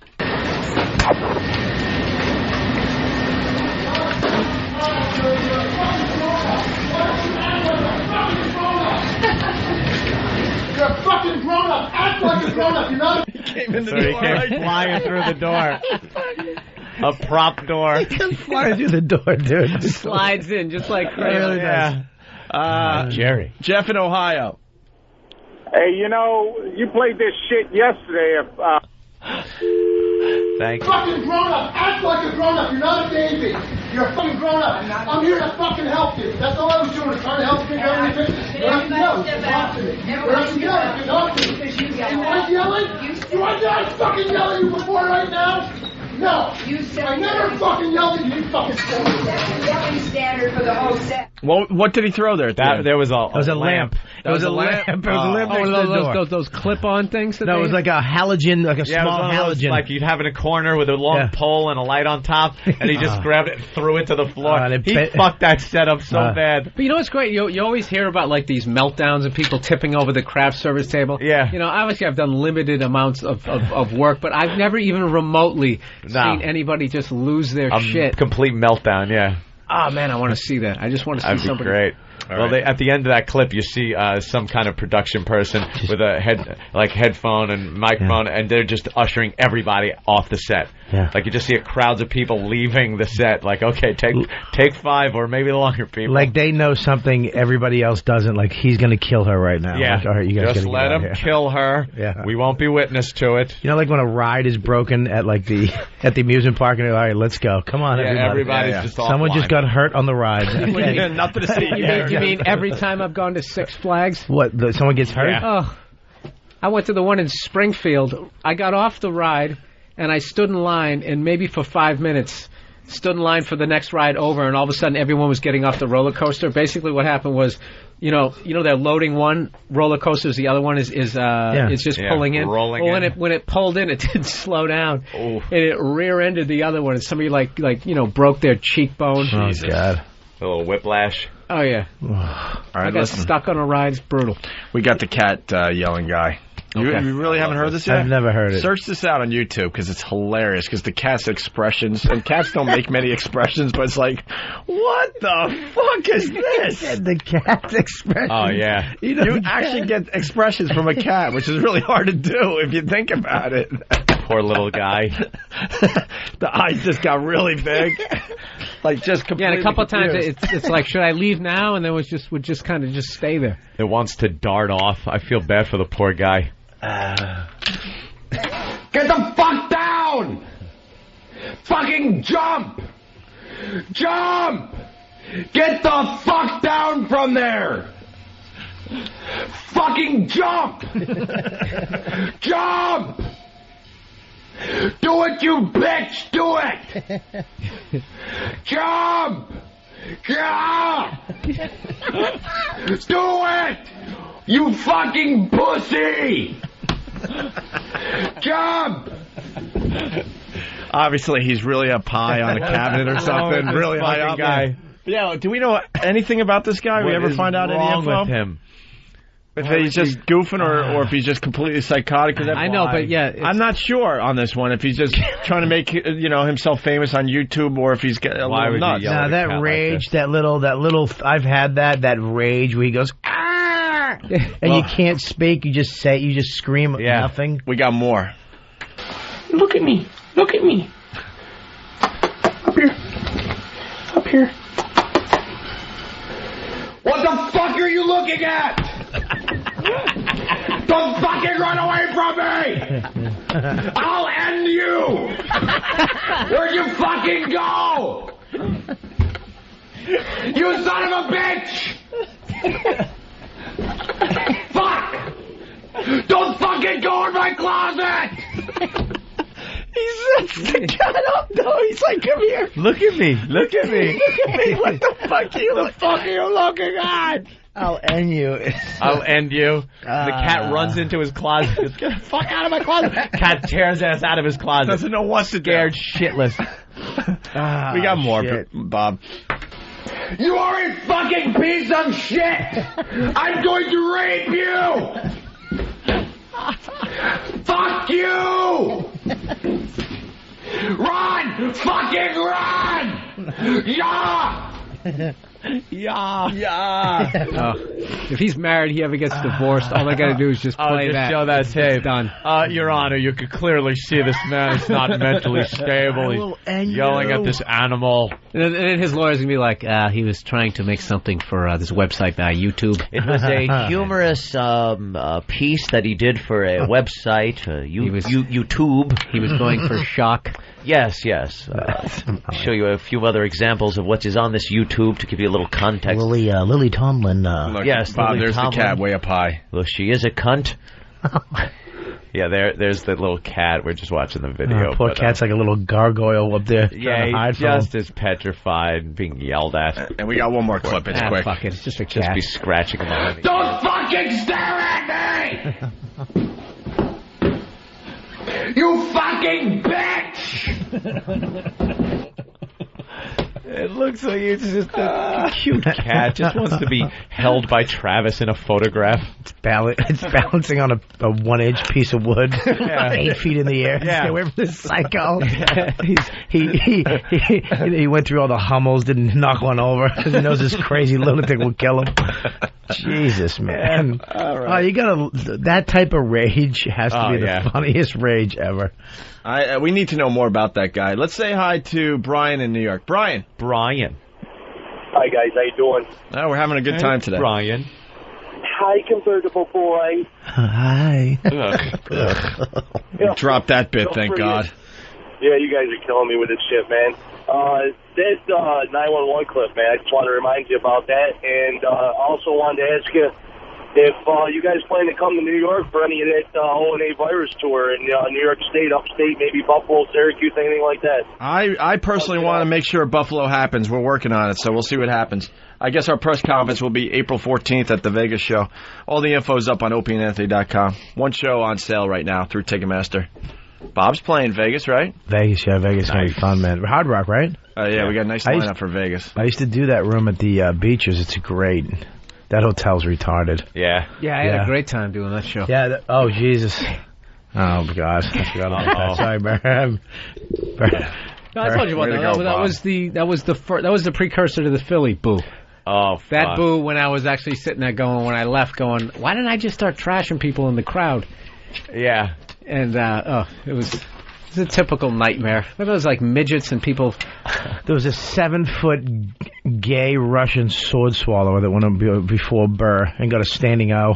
Great. He's out there. It's literally 7 feet, and he's like naked with his perfect ass showing. And he's really. I don't remember that. Oh, wow. Oh, wait, that was in my dream that night. No, Right. Yeah, it was before you. They're talking about this call. We got the long version. Okay. Just to bring Bob up to speed, this is the clip everyone's talking about today, Bob. Listen. Guy kills his wife and then calls 911. You're about to hear one of the most bizarre 911 calls ever. 67-year-old Freddie Wilhite called police. He calmly told the dispatcher he shot his wife, and he even confessed why he did it. This is Freddie Wilhite. How can I help you? I shot my wife in the stomach with 38. Is she still there? Yeah, she's laying on the floor. Why did you do this? She enticed me, and she would ridicule me throughout my lifetime. I'll see if she's alive. Sir? You alive? Yeah. Can you believe that? Yes, I can. Wilhite surrendered without offering any resistance. He was charged with murder, and he's being held on $100,000 bail. Out of nowhere he goes, let me see if she's alive, and just walks off into the other room. Are you alive or are you dead? Or dead. We got the long version of that call after the break. He said it like a concerned citizen, though. Yeah. He really did. Like, he found her. Let me see if she's alive. Alive. I shot her. Oh, my God. She ridiculed me. Yeah, she just nagged him to the point he had to shoot her in the stomach. Shoot her in the guts. Yeah, I think the ignorant way to really look at this is just to say, like, oh, that guy's crazy. Yeah. It's like, no. This is what nagging can drive somebody to do. That's the other side nagging. of it. Yeah. He just got a case fatal. Terminal. We should actually we should come up with a disease called fatal nagging. Then we should try to get it passed. Or maybe a movie with, like, Glenn Close. Yeah. Fatal nagging. We could get one with Vanessa Holler. Just stabbing her with that butcher knife. All right. We could get one with a black We'll take a break. Bob Kelly's doing a show on 202 Saturday night. I was going to say something. Yeah, with a black I figured it out. You get a black girl, do it. Yeah. There you go. All right, Nice we'll continue. The long version of that call after the break. Presenting Opie and Anthony in-studio visitor guidelines. Number 37. Don't fuck the underage drunk guest. Oh, mister, you're so tall. Shh, not on the air. Stay tuned for more pearls of wisdom from your pals at the Opie and Anthony Show.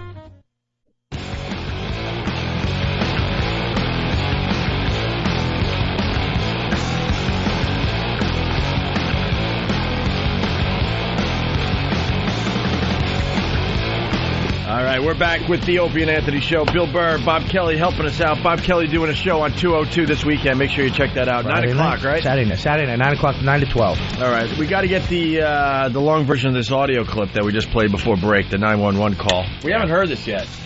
We're going into this cold.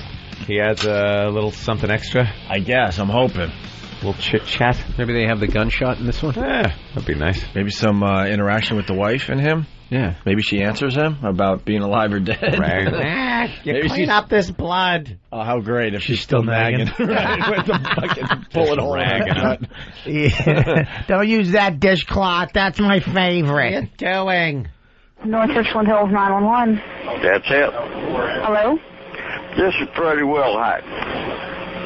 How can I help you? I shot my wife in the stomach with 38. What address are you at? 8432. Is she still there? Yeah, she's laying on the floor.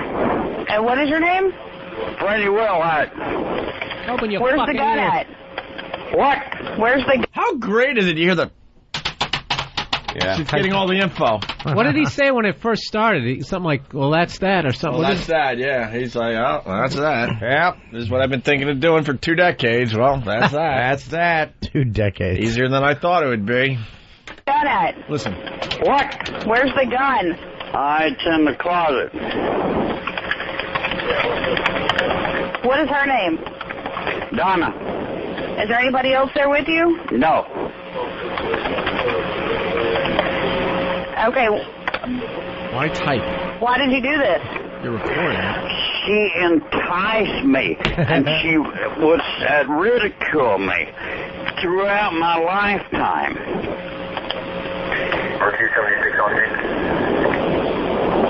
Okay, and you're at 8432? That's it, baby. Okay, I'm going to get somebody... That's it, baby. That's it, baby. Why don't you come on over here? I think I'm going to be free in about 3 minutes. I'm going to tell you something, dollface. I'm single now. Might as well start right here. At the rate she's bleeding out, I should be dating in no time, baby. I got a 38 for you, baby doll. You got a sexy voice. You got about in a match there, baby. Calls her baby. That's right, baby. All right, toots. Okay, and you're at 8432? That's it, baby. Okay, I'm going to get somebody out there. Where at in the house are you right now? Well, I'm in the dining room. I don't know if she's dead or not. How long ago did this happen? A few minutes. Okay.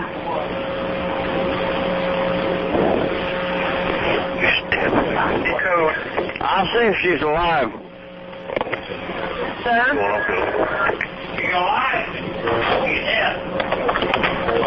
Do what? Call 50, show me. He said he shot his wife in the stomach. You there? I'm Are you here. there? Sir, I'm here. I think she's dead. Okay. Is there anybody else in the house with you? No. Yeah, total of 4 units up there and reduce the rest Okay. other than that. I'm peaceable. It's okay. Okay, sir, it's okay. I understand. I've got help coming up there. I just want to stay on the line with you until they get there. Well, okay. And then I'll go down. I'm sorry? I'll go down. Okay. Okay, you all right? Wow. And then he's like, you all right? I love how they just decide, all right, yeah, send 4 units up there. What, do they have a chart? Man. I'll be peaceable. I'll go down. I might as well go. I'll go down. Give me a Diablo burger and a Dr. Pepper to go. Pepper. Make it snappy. I'm in a goddamn hurry. Thank you, pretty lady. Yeah. Thank you, nice lady. You shall. You shot your wife in the belly. How unbelievable is that? Wow. She really did nag him to that. I like how he goes, he doesn't check vital signs. You alive, No. you're dead. I think she's dead. I bet Maybe he kicked she's her. unconscious. I bet he kicked her. I swear, I bet he kicked her right in the side. Choked her. Just kicked her and she didn't move. She's dead. I aim to kill you with it. All right, let's go to Canada. Don't go too far now. We only Can't shoot a cop. That's an attention getter. Yeah. Let me have a Diablo sandwich of Dr. Pepper. Make it fast. I'm in a goddamn hurry. I just shot my wife in the belly. I shot my wife. What we're dealing with here is a complete lack of respect for the law. I'm a peaceable man. Harley Fine from New York City. Kind of sounds like the guy. I earned that curse.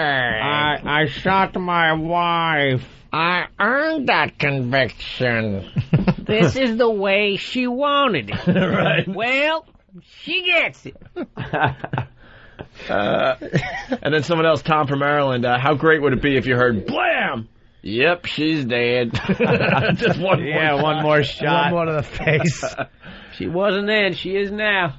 What did he say, that little whisper, though? He said stupid. He said something stupid, you stupid.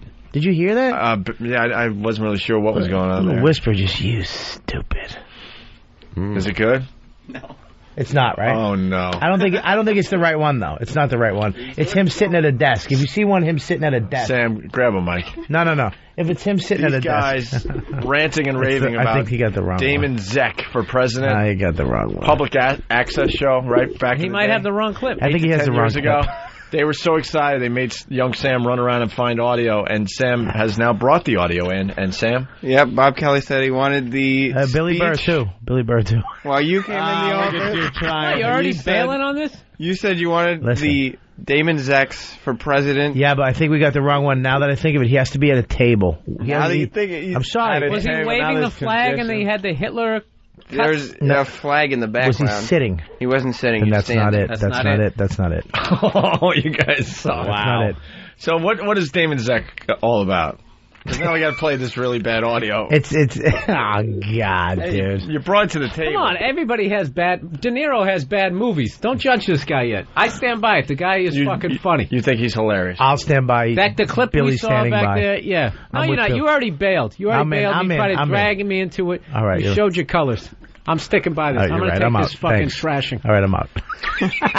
I intend to put the cards on the table for each and every one of you. It's not even swearing. I have smoked marijuana. I have taken I got to see it. I got to see it. I have snorted cocaine and enjoyed it. I have stolen 20 pounds of marijuana and sold it for a profit. I have taken heroin and Did he put like sound effects in at for the the crowd? very same time. Vote for Damon fucking Zeck There you go. and party your fucking ass off. It gets fun. No, he goes off. The one Like, we I watch. will put a fucking hex on any motherfucker. He goes through. He says "fuck" in the middle of a word. He goes, fuck, duh. No, this shit was like, we used to come home and watch this guy. I mean, granted, it was like fucking 2 in the morning. We were both passing out, and we would just watch this fucking guy. Here's Sam. And you also got to see it with like the makeup and all. It wasn't disappointment. You laughed. You got to laugh. At the end, it was good. Yeah. If there was know when he started going off, you got me. he polluted your thought, and you went in and you wanted it to be bad. You listened to some shithead with you gotta be honest. paperclip sweatshirt on. The first part was whatever. When he started yelling at the end, it was pins? good. Is that what it is? Because Jay-Z wore it? It's not why. Oh. That's what you told me. You said Jay-Z wore it. Yes, That's you did, why Sam. you put it on. Mm-hmm. Well, then Did Cyndi Lauper have it on first? No, I said I saw Jay-Z wearing it first. Not I saw Jay-Z wearing it, and that's why I bought it. Well, that's the same kind of the thing. same thing. No, it's like if you see First somebody of all, open wearing your mouth something. when you talk. It's like if you see somebody wearing something and say, I would like to wear that as well. You don't buy No, it it isn't. because No, it they're isn't. wearing it, because I don't have any other articles of clothing that No. Jay-Z wears. No, that's not the same thing. If you just see some random guy walking down the street, Jay-Z- shut up. That is the same scenario. I'm just saying. I'm not saying you're right or wrong. You used a bad example. Seeing Jay-Z wear it is different than just seeing somebody wearing it. He's got a clothing line.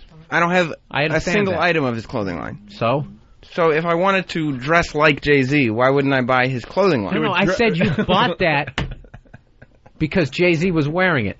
But why this specific one? I don't know. You're the guy who bought it. I bought it because I like the sweatshirt, and Jay-Z was wearing it, and that's where I saw it first.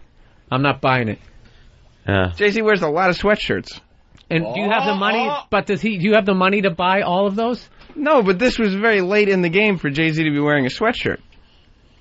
This is a very... I'm so completely not buying it. This is a risky choice. If I just want to say I want to wear a sweatshirt that Jay-Z wears, this is a very risky choice to make if I don't personally like it, regardless of Jay-Z. It's safety pins all over it. Yes, I understand. It's a ridiculous-looking sweatshirt that Jay-Z made look good. Bill, you saw it. You're like, Jay-Z's cool. It looks cool. I'm going to buy it. You actually just were looking, wow, look at the strings on it. I think that would but you say it looks around cool. my head. Wait a minute, distraction? Huh? I don't want to forget about that bomb you guys brought into this show. That wasn't a bomb. Stop distracting. That wasn't a bomb because you laughed in the end. At the end. You got to laugh. Well, then that's not a bomb. And it wasn't the clip that we... It wasn't the clip. Most people turned off the channel before they got to the laugh, though. And it was the wrong clip. Ooh. What is this? Someone's phone. You never answer the phone in this studio, though. It's the hottest hoodie on the street or something. Hottest hoodie on the street. That's what he says. Fucking parking ticket from some fucking animal. Move. What happened? I don't know. I'll get more info in a minute or two. Yeah, you don't pay. Fucking assholes. And you just scuffle. Are you going to go back and try to find more audio of this guy? Yes. Good luck. Now that I argued with the guy who's supposed to help me get the evidence to get me off the hook just going to get an even worse clip. All right? And I like the hoodie on you, cutie. Don't get the worst clip. He means it. You look good when you were fighting with Bill Burr. You held your own. Keep that in mind. He really didn't. He really did. No, he did. He just kept saying, like, the same thing over and over again. It's like, no, Jay-Z wore it, so now you're wearing it. And he tried to make it seem like it was just some random person walking down the street. Oh, no, that's nice. Maybe I'll get that. Like, if he would have just seen a random person walking down the street wearing it, do you think he would have went, yeah, and his I'm defense was that he didn't own every article of clothing in Jay-Z's clothing line. Right. So therefore, obviously, he's a discriminating buyer or whatever the fuck. Yeah, and that thing cost like 10 weeks fucking salary. How much did that cost? He's back. A ridiculous amount of money for him to spend on a fucking hoodie. Has to be under 100. I have an equally ridiculous hoodie. It's aqua blue. It's got skulls all over it, and it's flocked. You got to dry clean it. You can't even wash it. I've never seen a celebrity wear it, and I saw a random person wearing it on the street. And so I looked it up and found it. I'm not saying that doesn't happen. That's happened to me. But I never looked at like something Madonna was wearing and be, I got to have that bra on the outside of my Sam's shirt. getting braver and braver every day. I love it. Really is. Go ahead. You have the Sam. upper lip of a lion, too. Did you know that? You know that? Watch The Wizard of Oz and look at the lion. Look at his upper lip. You have the same upper lip. Jesus. All right, young Sam, go ahead. Okay. Continue. I'm just saying that, yes, I saw Jay-Z wearing this hoodie and said, I would like to have that hoodie. But that and it has nothing to do with the fact that Jay-Z was wearing it. No, it's not. I didn't say I want to get that hoodie because Jay-Z is wearing it. Now I want it.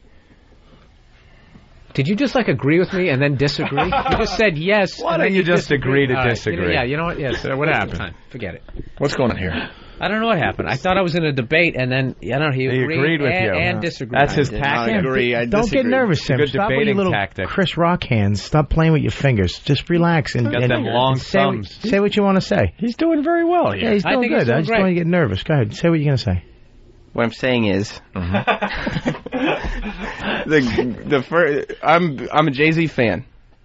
I saw the hoodie on Jay-Z. You know what? I'm in this argument, and I don't even care anymore. You know what? You're right. Thank you. You're right. Go get it. You didn't randomly buy it. It totally fits in with everything else that you're wearing in the rest of your wardrobe. Thank you. Go get the audio.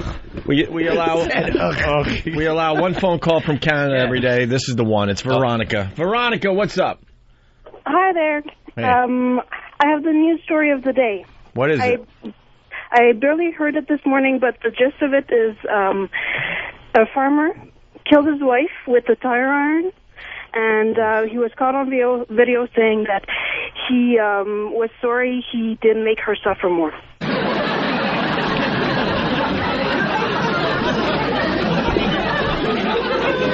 Wow. Didn't make her suffer more. And that's all you know so far? Yeah, well, also there was supposedly they had the marriage was on the rocks, and because he got a demon computer and gained weight.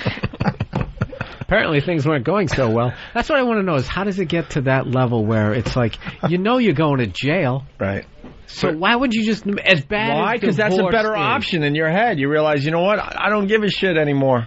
Jail is better than this misery I'm in. You know what it is? They probably hear like the stories you telling. Yeah. And then they're just like, and they lose no their matter minds. what, I'm always going to have to give him money. I don't care. That pride thing. Fuck that. But see, here's the difference, and we all feel for Anthony and what he's going through, right? But thank God he has enough money to still live a very nice life. We hear the stories from other guys where she takes so much money that, these guys are now in a one-bedroom apartment. They used to have a huge spread in the country. And they get the house. There's got to be. They get everything, and after the alimony payments and after the kid support and all that, they're left with nothing for themselves, and they're living like they're just out of college when they had a nice life for themselves. Women do not make as much as a guy does, but gradually it's getting closer and closer. But those divorce laws are not changing. That's what I don't understand. Same archaic laws that pretty much say women cannot survive without a man. And when they come out and say, they want all kinds of rights for this, that's fine. But, equal rights means equal burden, too. So if a divorce happens, you fucking work. I'll fucking work and eke it out. It's like when that Beyonce tune, what is that, Independent Women, and they all go fucking crazy. Oh, yeah. You just showed a video of that at your trial. There you go. Maybe that would help. But where's this woman? Where's this independent woman? Where the fuck? Yeah. All right, Veronica, anything else? No, that's all. Love you guys. Punching out. All right, thank Punching you, Veronica. She had to say that because she's in Canada, so they got to say out. I love that you only take one call a day. One call from Canada. We just started that today. I don't even know. We might take two. Yeah, we might. I usually ruin the bit. Yeah, I know. Bit ruiner. It's just an awful bit, so I figured, what the hell? You can have that one. It's just a routine call at a youth basketball game. But there's nothing routine about the man at the top of the screen protesting the call. Can you see what he's wearing? Well, this closer look shows you it's a man in a penguin costume. And at first, the kids were pretty excited because they thought it was a mascot. But that idea, Chris Dowell says, went south when the man began verbally assaulting the young players, even cheering when they fell down. Where's Norton? Was Norton doing a gig somewhere? That's hilarious. The guy in a penguin suit, they thought it was a mascot, then they realized that they were the Rams. Yeah. And that's when they realized, wait a minute. What the fuck is a penguin doing? It's youth basketball, so they're really young, and they're excited. They think it's the mascot. Oh, my God. They got together. And he's laughing and when he's they just fall mocking, down. and heckling these just young kids trying to play basketball. What if he's doing it in the penguin voice? Exactly. You stupid little kid, look, he fell. There's more to the story. Dowell, a coach on the team catching the abuse, says the man in costume is a league referee who often let games get too rough. Dowell filed a complaint late in the season, and the referee wasn't assigned to any more games involving his team. Perhaps that's why, once the man was kicked out of the gym on Saturday, he served up choice words to Dowell, who was standing at the end of the bench. He made some comments to me that shouldn't be said around kids. The city's investigating the incident, so there are no judgments yet as to what happened in this gymnasium, but there will be a guiding principle. The bottom line is here that the leagues are for the kids, and we're here to provide for them and protect them if need be. Protection, even if that man you see in the door wearing the penguin suit was joking or not. That's just fun, dude. I would laugh. So if I saw a dude in the penguin going, you suck, you little rugrat. You little brat. Had to be drunk. A little kid falls. You drop the ball, faggot. Dude, that's just another one of those, like, how do you arrive at that moment? Like, literally, I can see just flipping out, driving up there. Fuck you, you suck. This guy went somewhere. Yeah. Where would you get a penguin suit? He tried on costumes and decided in his dopey brain that the penguin suit would be the best one. Not a moose. For the job. Right. Moose not the vibe. I'm tries on a rabbit. Your mother. Let's see. Right. A penguin. Rabbit's too cute. Right. Goes, yeah, penguin is perfect. Penguin's perfect. How much is that? I didn't take credit. Yeah, that probably came into play. Credit cards, right? Huh? He wanted to be a lion, but it was too much money. Had to drive there. How much for the penguin? $40. $350 for the lion suit. Fuck, I can only afford the penguin suit. All right. It was either that or be Captain Jack Sparrow. Right. Lass. He drove there, though, like with that in his head. Like, he didn't just end up there in a penguin suit. You think he put it on in the parking lot, or he actually had the bottom half of the suit on in the car? And just the head next to him on the passenger seat. In a bag, and he goes into the bathroom and changes, puts his regular clothes in the vent in the ceiling. I don't know. At no point is there a voice in the head going, dude, what are you doing? What are you doing? You're dressing as a penguin. Let it go. Let it go. So you can curse at little kids? In his mind, it all makes sense. Youth basketball. This was his moment. I need to do this. Cut to him later in a motel room with a hooker and a bottle of gin. She's wearing the hat. She's wearing that penguin head, fucking him. Gutted on the bed. That'd be great if he called in for that life-changing moment. If he called the morning of that. Yeah. Hey, what are you about to do? Put on a penguin suit? Yeah. Screaming 8-year-old. Sure you are. Sure you are. Penguin suit. I'm fully armed, too, but I'm not sure if I'm going to shoot yet. I just want to protect myself. Yeah, let's go to Steve on Long Island. Steve. Yeah. Hey, Steve. What's going on, bros? What's up, buddy? Oh, I just wanted to tell, I wanted to send a nephew out to my freaking ex. Gave her $1 million, brand new car, paid off the freaking house, paid for her education, and I had to live in a basement apartment for a year, and I still don't have a freaking divorce decree. Thank you. Bye-bye now, and see you later.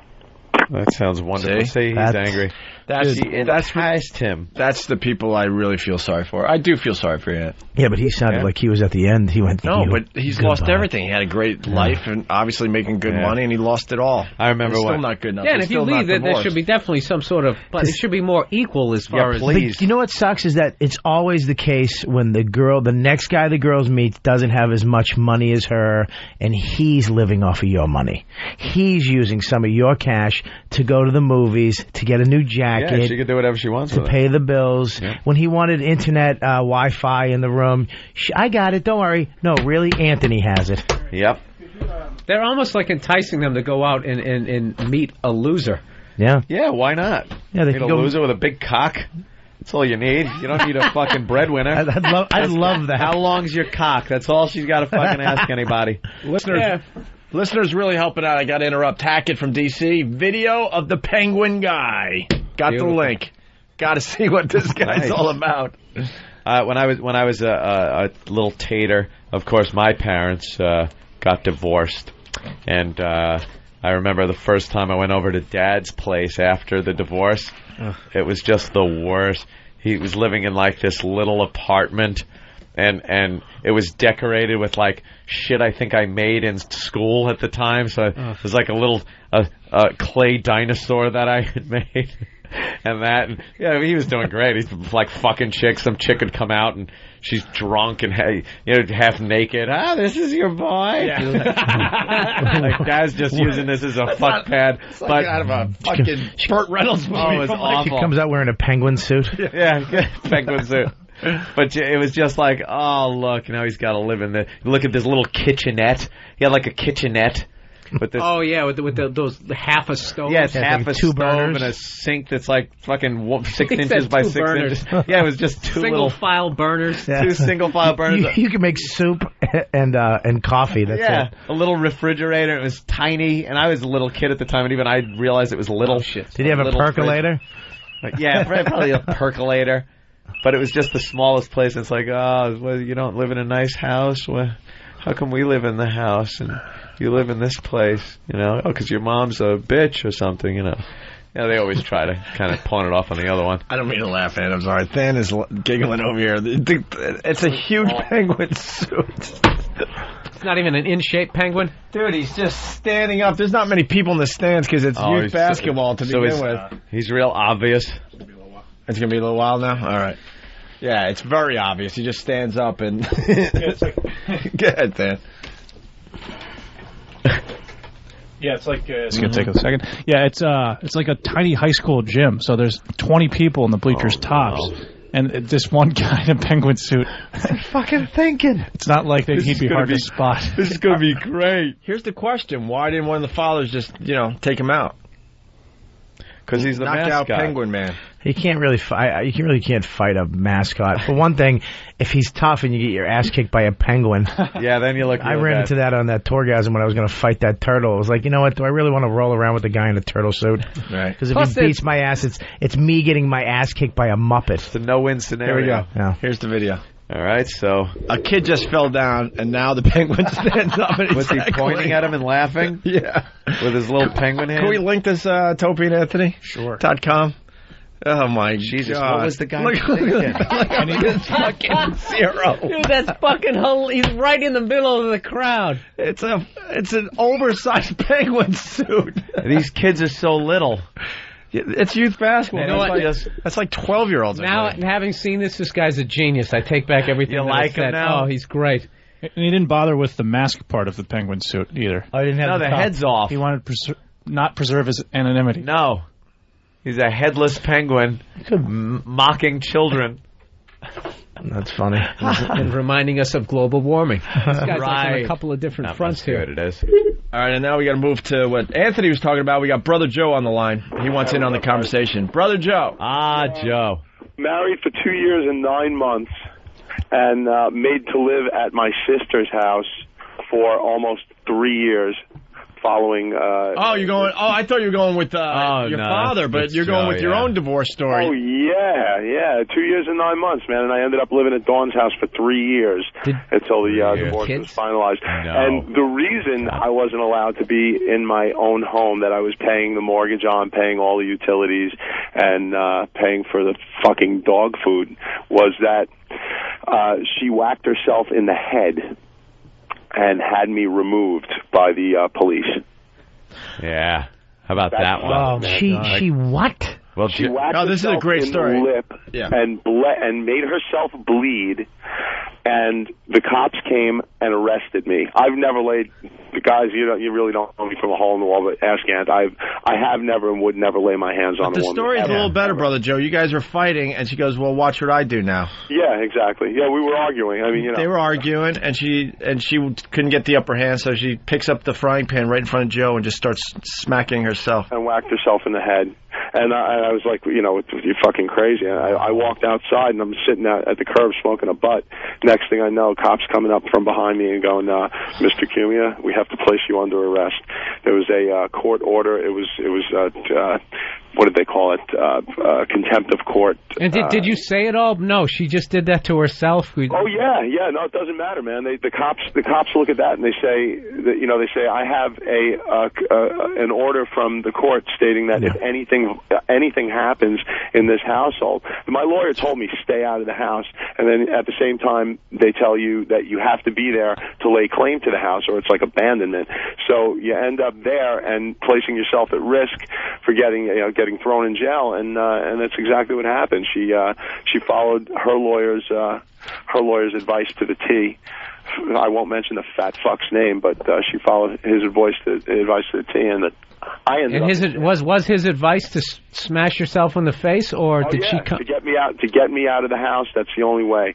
Otherwise he can. In the lawyer's words, he can come in there. He can bring a girl in. He can do whatever he wants to do. What kind of a man would tell a woman to do that to another man? You know what? A lawyer. Yeah, a lawyer. Fuck. That's not a man. I know. Joe, that's because of what OJ did. That's why the cops have to just arrest you now. They can't even mess around. Yeah. Well, this was prior to. It was after OJ, but that really doesn't matter. New York State sucks, man. If the woman says he threatened me, he verbally threatened to kill me, and there's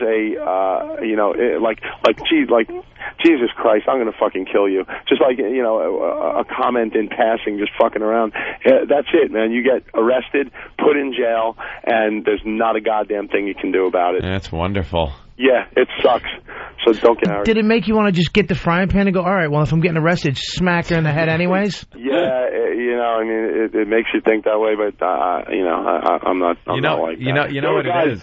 There were 20 guys in the holding cell out in Suffolk that were all there for criminal contempt for the same thing. I think 2 of them were there for like shoplifting, 1 for a DWI, and 17 guys that were all in because their wives called the cops while there was an order of protection. And order of protection is SOP these days for a divorcing couple that has any kind of arguing going on, any type of disagreement when it comes to the settlement. Yeah, they automatically throw an order of protection on, and then the cops can come and just haul you away. But you know what it is? It's you get a story like the other day where that woman had an order of protection, and she was raped by that guy, and the guy came back and slit her throat because she was going to testify against him. You know, the women are the ones that are victimized. You know, that's why. That's why no matter what happens, you're going to jail. The authorities would rather err on the side. This is what you do before you're gonna break up with your girl. You go down to the spy shop and you get some sort of shades that have like a camera in it. Not a bad idea. Yeah. The Mo Green glasses. Yeah, there you go. Yeah. Draw chips for everybody. Why are you wearing those glasses? You know who I am. I'm Mo Green and I'm breaking up with you. I'm gonna go out with some dances that'll kick your teeth. Yeah, and then you can literally howl with laughter. Yeah. As the girl you fucking hate now is smashing her own face in with the frying pan. Right. Yep. Could you do that again? Well, I really get a good focus on this one. You think the cops are really going to buy that, huh? Yeah, I actually had a neighbor across the street, this woman that the ex used to talk to all the time, that the ex-wife admitted to this woman that she had whacked herself to get me out of the house. And it was tens of thousands of dollars later, I ended up having the case overturned. I was convicted. I was told I had to go through anger management courses, that I had to be I had like community service, all kinds of shit. And the fucking DA, man, the dyke cunt, the DA, sorry, that convicted this case, that convicted me, was like, wouldn't hear a fucking word I or my lawyer had to say. Yeah. I mean, it was fucking so, it was so one-sided. Oh my God, I would have gone nuts. It's always one-sided. I would actually, I'd be one of those guys who I have a temper. I'd probably lose it.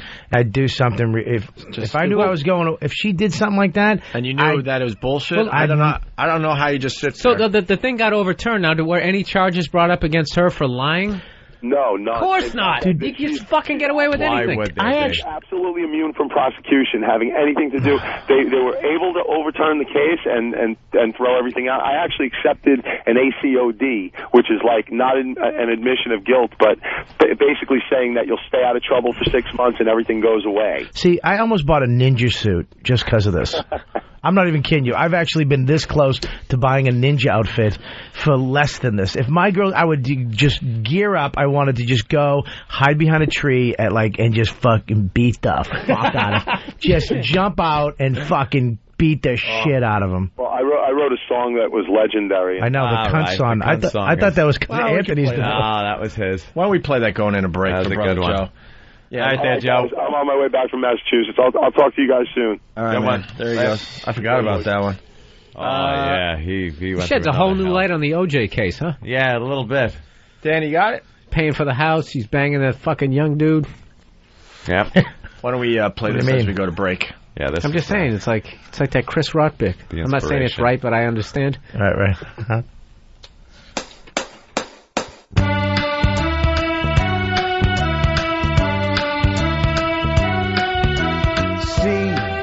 Is for the way you crap on me.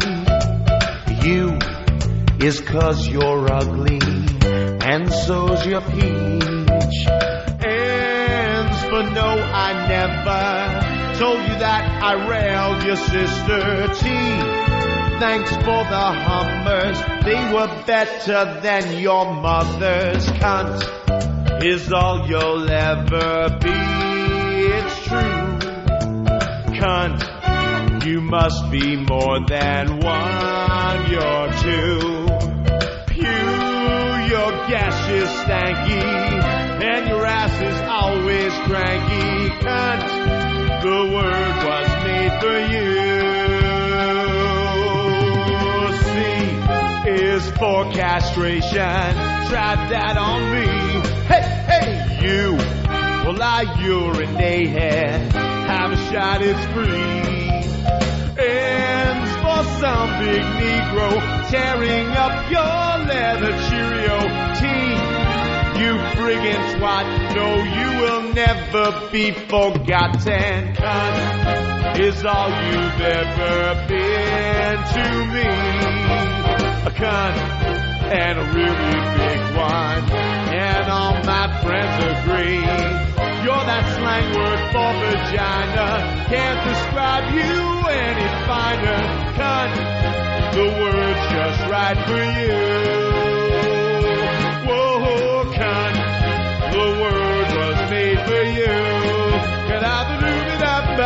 Cunt, the word was made for you. All I want is to get laid and eat sandwiches. That's it. That's the closest reference you can get to something cool, hip, and groovy. Cool, hip, and groovy. Dick. Yeah. Where do you go when your wife changes the locks? The Opie and Anthony Show. I want to be on you. Well, you've come to the right place. I help you, you help me, we all laugh. Don't worry, we're not listening because this is a boring conversation. Love you too, sweetness.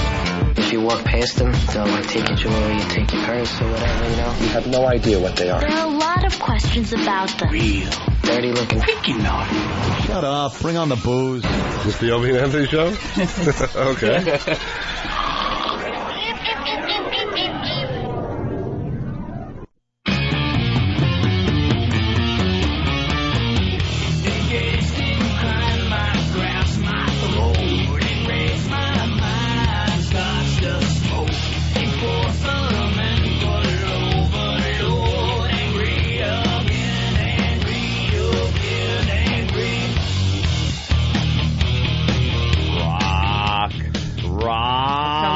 About he moved into my neighborhood. I'm not gonna say where, but we're talking about this gym he wants to go join. He's like, do they have a steam room? A steam room. Why don't you worry about just the workout equipment first, and then the steam room second? He's already talking about where he can just sit down, sit with naked gentlemen. I just want to I want to test myself. I want to sit in there and put a towel right over my little payu and see if it just concentrate and see if just to make sure it doesn't stick up. Why? I don't understand. I don't shower in like those gyms, man. I don't understand people do it. It's fucking disgusting. I have to. Even if people wear like the flip flops and shit. It's just musty and fucking wet and just bacteria. You just know bacteria. Warts. That's like the fucking Caribbean for bacteria. They go there to vacation. It's so beautiful. Like the conditions are perfect for them. AIDS on a float with a margarita. Margarita. They're just they're loving you know what they're in? It's like the bar that's in the pool. They're just sitting on the stool. They're sitting on the stool, pissing in the water. They don't care. Herpes is jet skiing. Yeah, they're all just having a blast. Athlete's foot fungus all over the beach, sunning. They don't care. That fucking shower, it just got that stink smell of men. Hepatitis in a hammock. You don't want to fucking be in the locker room. And then I love how they always have like those 3 awful plastic dispensers like conditioner, shampoo, body lotion, body soap. It's all made by like DuPont. It's like Agent Orange you're fucking putting in your hair. Semen. One just filled with semen. Yeah, just in case there's no other guys there and you want to pump them into your mouth. And there every that is awful. They got an extension you can just plug right into your ass. Just punching the button. Squick, squick, squick. Oh, that is just awful, those gyms. You just go work out. I don't care about the drive home if I'm, sweating.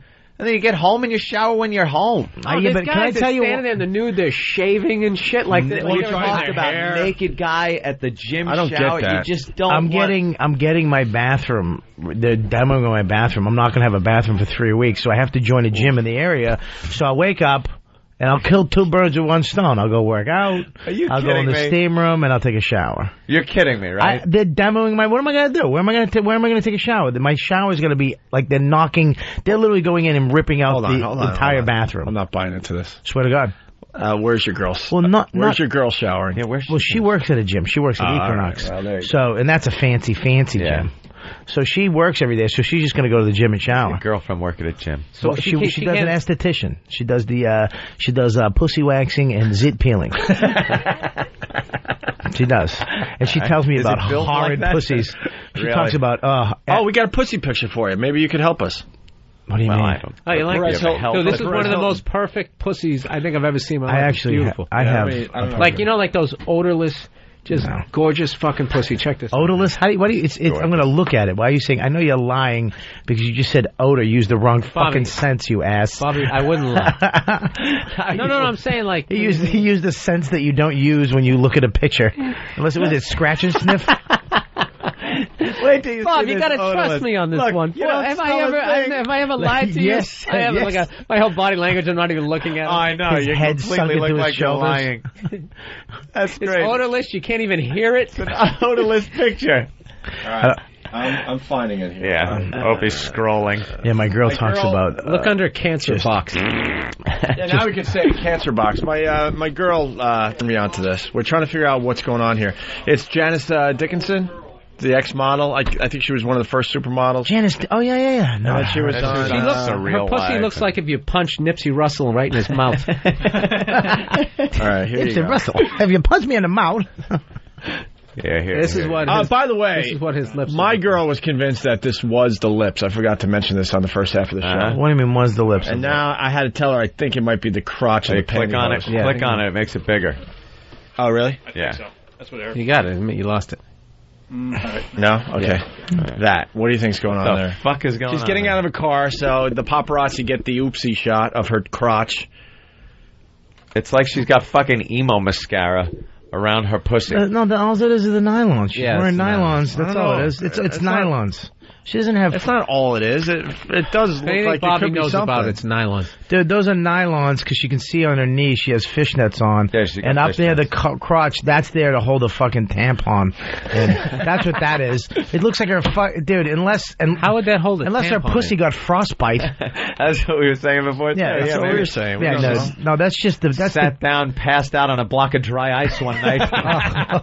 And you know what? In defense of her, if her pussy did look like that, she'd definitely be wearing panties. Yeah. She'd probably get boxers, I would think. Yeah, that's just to hold the tampon. All right. That's a nylon. That is the fucking the shot of the 2000s. That is like going to be the shot of the fucking 2000s. Is girls getting out and flashing their How are they going to beat this? They'll probably have gaping shots. I think gaping asshole shots where they actually crawl out of the limo backwards on their hands and knees with their ass sticking up, spreading their ass cheeks, so the camera just gets a fucking close up of their ass brown eye.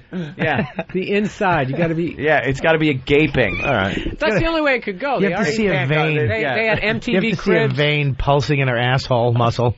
Did you? I thought you were going to show me like that stalactite disease, that one of dick those, disease. What is that? Awful. That disease that all guys have. They don't know they have it, and they give it to girls. They get cancer and die. And like HPV. Yeah, dude. Do you ever see Google HPV and look at what happens to your cock? Can I tell you something? This is bringing flashbacks of when me and Bob lived together. And he used to look at horrific shit on the internet. Dude, I don't want to see and this yeah, and he knew it would fuck me up. What's wrong with you? This is what he used to do. Don't Google HPV at home. It's stalactite cock. 2, 4, 6. The first 10 pictures are just beyond horrific. It looks like the Thing's cock. But this is what. Holy, that could happen to your. Yes, dude, that's it. That could happen to your cock.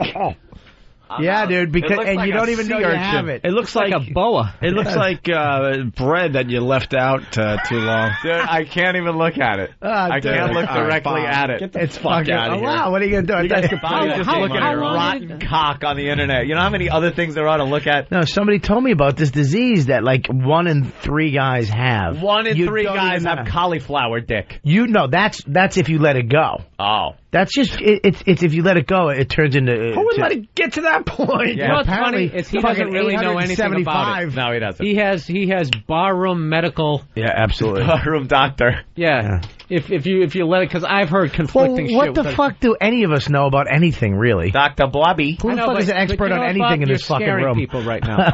You're saying, what are you an expert on? 1 out of 3. I The passed fact the that I don't know 5th grade shit. test. All right, well. All right, listen. No, but he used to do that shit when we used to live together. I'd be watching TV, Oh, yeah, I remember and that. he would be sitting there with his laptop, and he would just just Google some horrific fat girl, just awful shit, and then he'd just turn the laptop around, and I'd be sitting there watching TV, like, and he'd just be like, "Hey, Burr," and I would just look over, I was just like some old lady. But one time, you know what he did? It was a picture of an old lady's vagina. It was just hanging like it was melted, and I was trying to get Burr to look at it, and he just said, "No. No." And he wouldn't look at it for like days. I kept trying to, dude, look at this. No, you're not fucking getting me anymore. I'm still mad about that. I still want to show Burr that old lady vagina that was sagging. Next time you guys are in together, we'll figure it out. Let's say hi to Steve in Mississippi. Steve. This show. Steve. It's not going to faze me. Steve? Steve. Steve. Mississippi. Steve. Hello. Hey, you're the guy. What's up, Steve? Hey, what's going on, guys? Hey, man. My phone cut out. I thought you hung up on me. No, you're on. You're on the air. What do you got? Just want to give you all one of the stories. Basically, get raped by my ex-wife. After I guess 13 years or 12 years after the divorce, when Hurricane Katrina come through, I lost everything I had, and I guess you realize I lost all my records of child support. She actually took me to court and sued me for 12 years back child support and medical money. And you couldn't prove that you paid.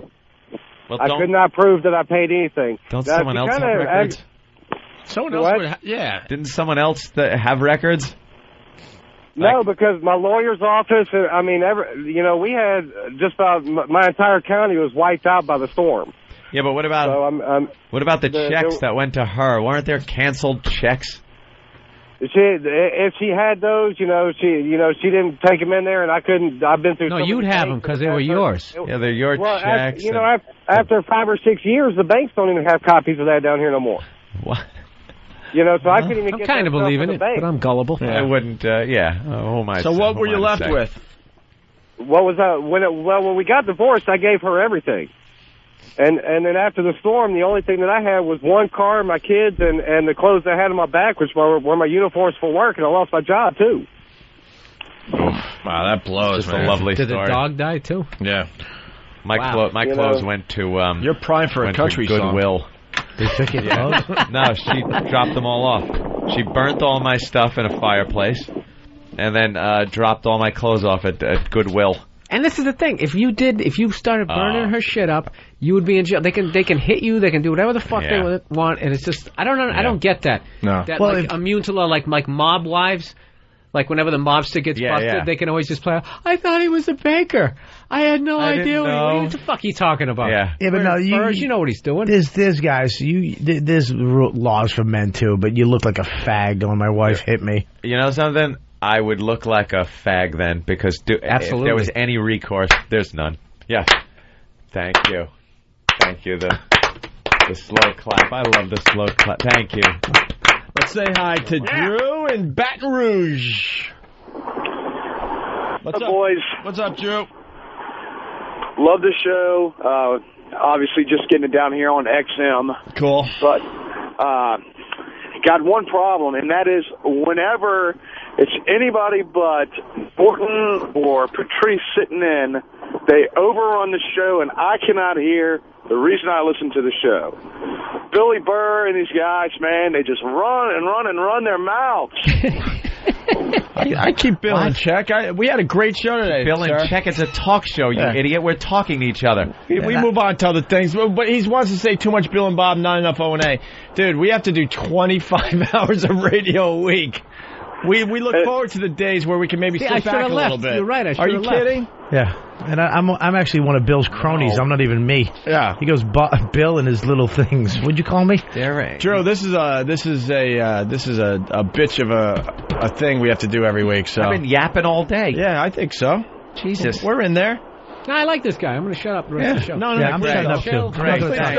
No, Drew, you're right, Drew. We're done. I'm not going to talk, Drew. Drew, I'm sorry. I offended you. Enjoy the rest of the show, Drew. What a tool. We got to do 25 hours a week. We need the help.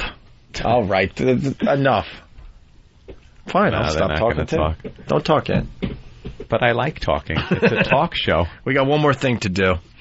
Another 911 call. We were supposed to play this yesterday.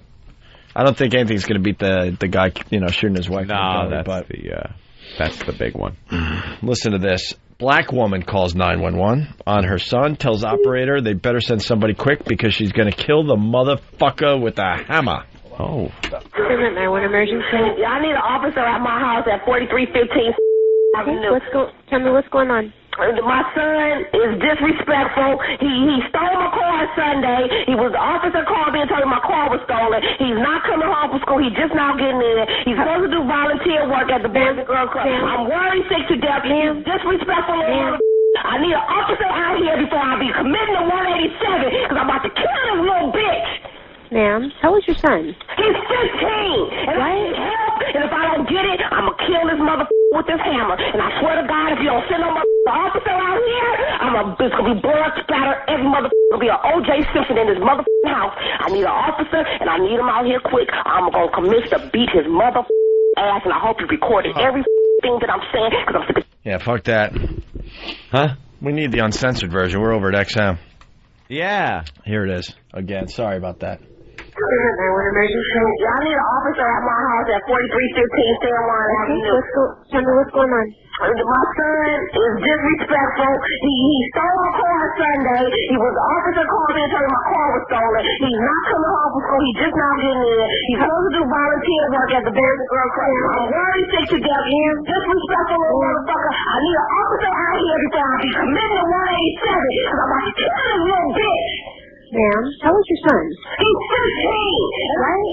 And if I don't get it, I'm going to kill this motherfucker with this hammer. And I swear to God, if you don't send no motherfucker officer out here, it's going to be blood splatter. Every motherfucker going to be an O.J. Simpson in this motherfucking house. I need an officer, and I need him out here quick. I'm going to commit to beat his motherfucking ass, and I hope you recorded every fucking thing that I'm saying. I'm going to get tired of this motherfucker. Ma'am, what's your name? Monica Wilson. Okay, do you have a hammer with you? I'm sure you have a motherfucker. I can put you in your motherfucking head right now, you little bitch. Okay, can you put the hammer down? I can't put no hammer down. Get the motherfucker officer out here. Listen, when I want to pass him off every living the motherfucking kid that put me in jail, well, try to put me in jail because I'm about to beat this motherfucking brain out. I'm burning down. I'll take this motherfucking ass out. Okay, listen. I'm going to kill this motherfucker. I'm better do it moving. Listen. Are you there? Wow. Hung up on that bitch. By the way, Fast Freddy from Jamaica Station, how funny would it have been if she answered, he's 6? Yes, 6 years old. I bet her head was bobbing and weaving during that call. That's a good she one. Knows what murder is, 187. Yeah, she's using like friggin' Who else knows this? Codes. Snoop Dogg made that Main Street. 187. Sorry about that. I didn't hear that song. It was in a few NWA things, and Ghetto Boys used to use it a lot. I think we got to leave, actually. Yeah, we have a stupid meeting. A meeting. We have a lot of meetings. We said that yesterday, and then we stayed. We were supposed to leave at 10:30 yesterday. So keep my voice down. What? Yeah. Trying to keep the voice. Yeah, come on. It's all I'm hearing is Bill. Now I can take a million phone calls. Everyone loved you on the show, loved you on the show. It's just one guy. They instant feedback. They love when you guys are in. So stop. It's like that fifth grade test. They're trying to trick me. They're trying to trick you. We should, if those guys really love us, maybe they'll go and kill Drew for us. There you go. How's that? If you know something, if you love Bill and want to hear just his voice without us, Caroline's this weekend. Caroline's. Go down, check out Bill Burr. Yes. And where's Bobby going to be? Bobby's going to be on the radio Saturday night. Saturday night, and I'm doing my 3-hour show, and Quinn's not coming. He refused to show up this time. What's wrong with him? I don't know. Because he doesn't want to show. Why? I don't know. I thought it was a midlife crisis, but now it's just a crisis because he's 50-something. Is he still wearing those glasses like he's at Belmont waiting for his horse to come in? With those big cataract glasses on? That's how we met him. We were at NEW, and he was just walking the streets with, I'm doing OTB. With a racing form. Last time we got that stupid operation for his eyes, we did a college together, and he had to wear those stupid glasses. We were doing like 80 on the highway. I took him off his face and threw him out the window. That's probably why he had to get it done again. They ruined them. See, more people love Bob and Bill. Yeah. Give them their own shows. They do. I did notice that also when that woman was making the 911 call, what line 6 is saying. I think a lot of people noticed this, but I definitely noticed. HBV from Wisconsin. Yeah. Yeah, how you doing, man? What was your observation about that 911 call? I noticed that she is the first black woman or black person that ever admitted O.J. did it.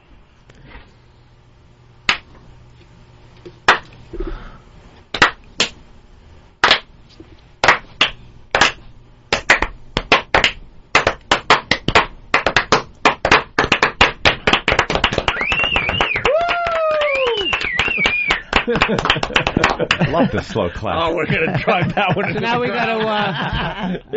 I'm writing that one down. Slow clap. We got to balance it out. What can white people now admit to publicly? We admit to everything. Well, the big Bunch of conspiracy. pussies. You know, the thing all white CIA. people meet about every few weeks. Yeah. Oh, when is that next Tuesday? Yeah. All right. We're going to get out of here. You could be killed for that. We got a line of the day? Are you a Mason? Oh, by the way, really fast, we talked about this when it happened. Remember the guy that had sex with the dead deer on the side of the road? What? Who could forget? It's not rape, it's dead. How do you end on that? A 20-year-old man received probation. That's all I got for that.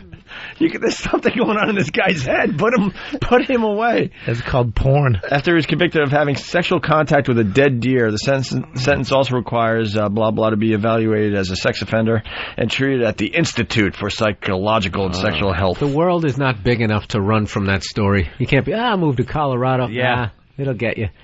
God, how do you have sex with a dead deer? Did you lie down with it on your side? Did you find it? Did you hit it with your car? Do you roll it over and hold its legs? Yeah, what position do you use? It's dead. It's like clumsy and heavy. I'd say just it's on its side. Yeah, you lie down next to it. And you kind of just lift the tail and do it kind of sideways to it. You know what it is? It's those doe eyes, just like that American Idol contestant. Oh, Bambi. Oh, you like Sanjia? No, the white guy, the bald guy. No, the guy that Patrice is obsessed with. Oh, I love that guy, yes. Sangria. Sangria. Oh, a 254-pound 7-year-old. Aw, that's adorable. Oh, my God. You just love to throw him in a pool. Look at her. Why is that kid that fat, you fucking abusive mother? Wow. Oh, my God. He looks like Chubsy Ubsy. Oh, applesauce, Mary. Wow. You gotta like that kid. I want to have him as a pet. Yeah. Would you just like to have him around your house to play with? Just throw a ball to him. You want to push him on the floor? Yeah. Watch him try to get up? Get him do shit for donuts, like get Entenmann's cookies and make him roll over on the ground and just giggle. So fucked up. That is. I want a little fat kid for a pet. More to the story. The same guy was found guilty in April 2005 of felony mistreatment of an animal after he killed a horse with the intention of having sex with the horse. So this guy's got a problem. You can't fuck a horse. You can have a huge dick. You know what the problem is? He can't hold down what he wants to fuck. Yeah. So he has to kill it. He's got to kill it. Yeah, if he was like into squirrels, I mean, you could choke one of those out. Who can't, right? Choke a squirrel out. Yeah, actually, you couldn't. Two fingers. Fuck it like a hand pussy.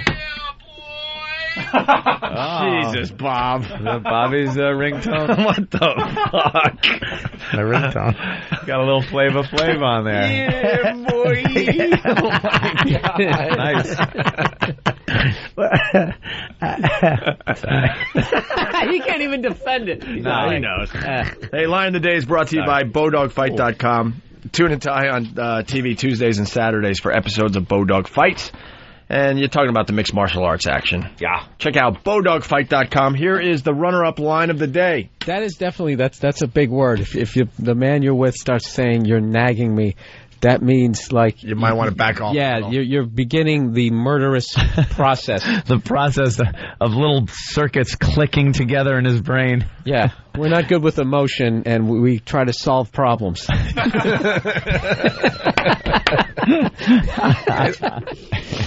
That's funny. That's very good. Bill Burr, Caroline's, New York City, starting tonight. Yep. Bob Kelly on the radio. Sunday. Saturday at 9 o'clock here on 202. Yeah. Here is today's Line of the Day brought to you by BowDogFight.com. Here comes Line of the Day, Line of the Day.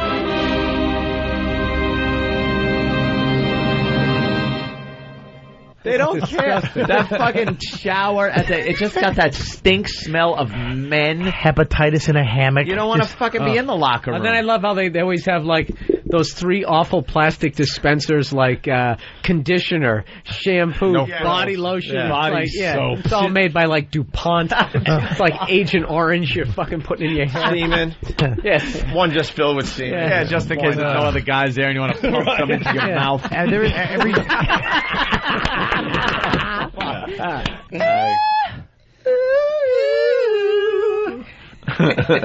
Gay joke. Of course. Anthony, line of the day. Thanks.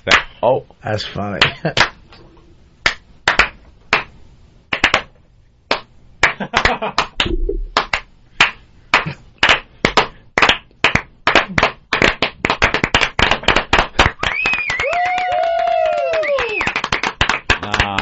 Slow clap.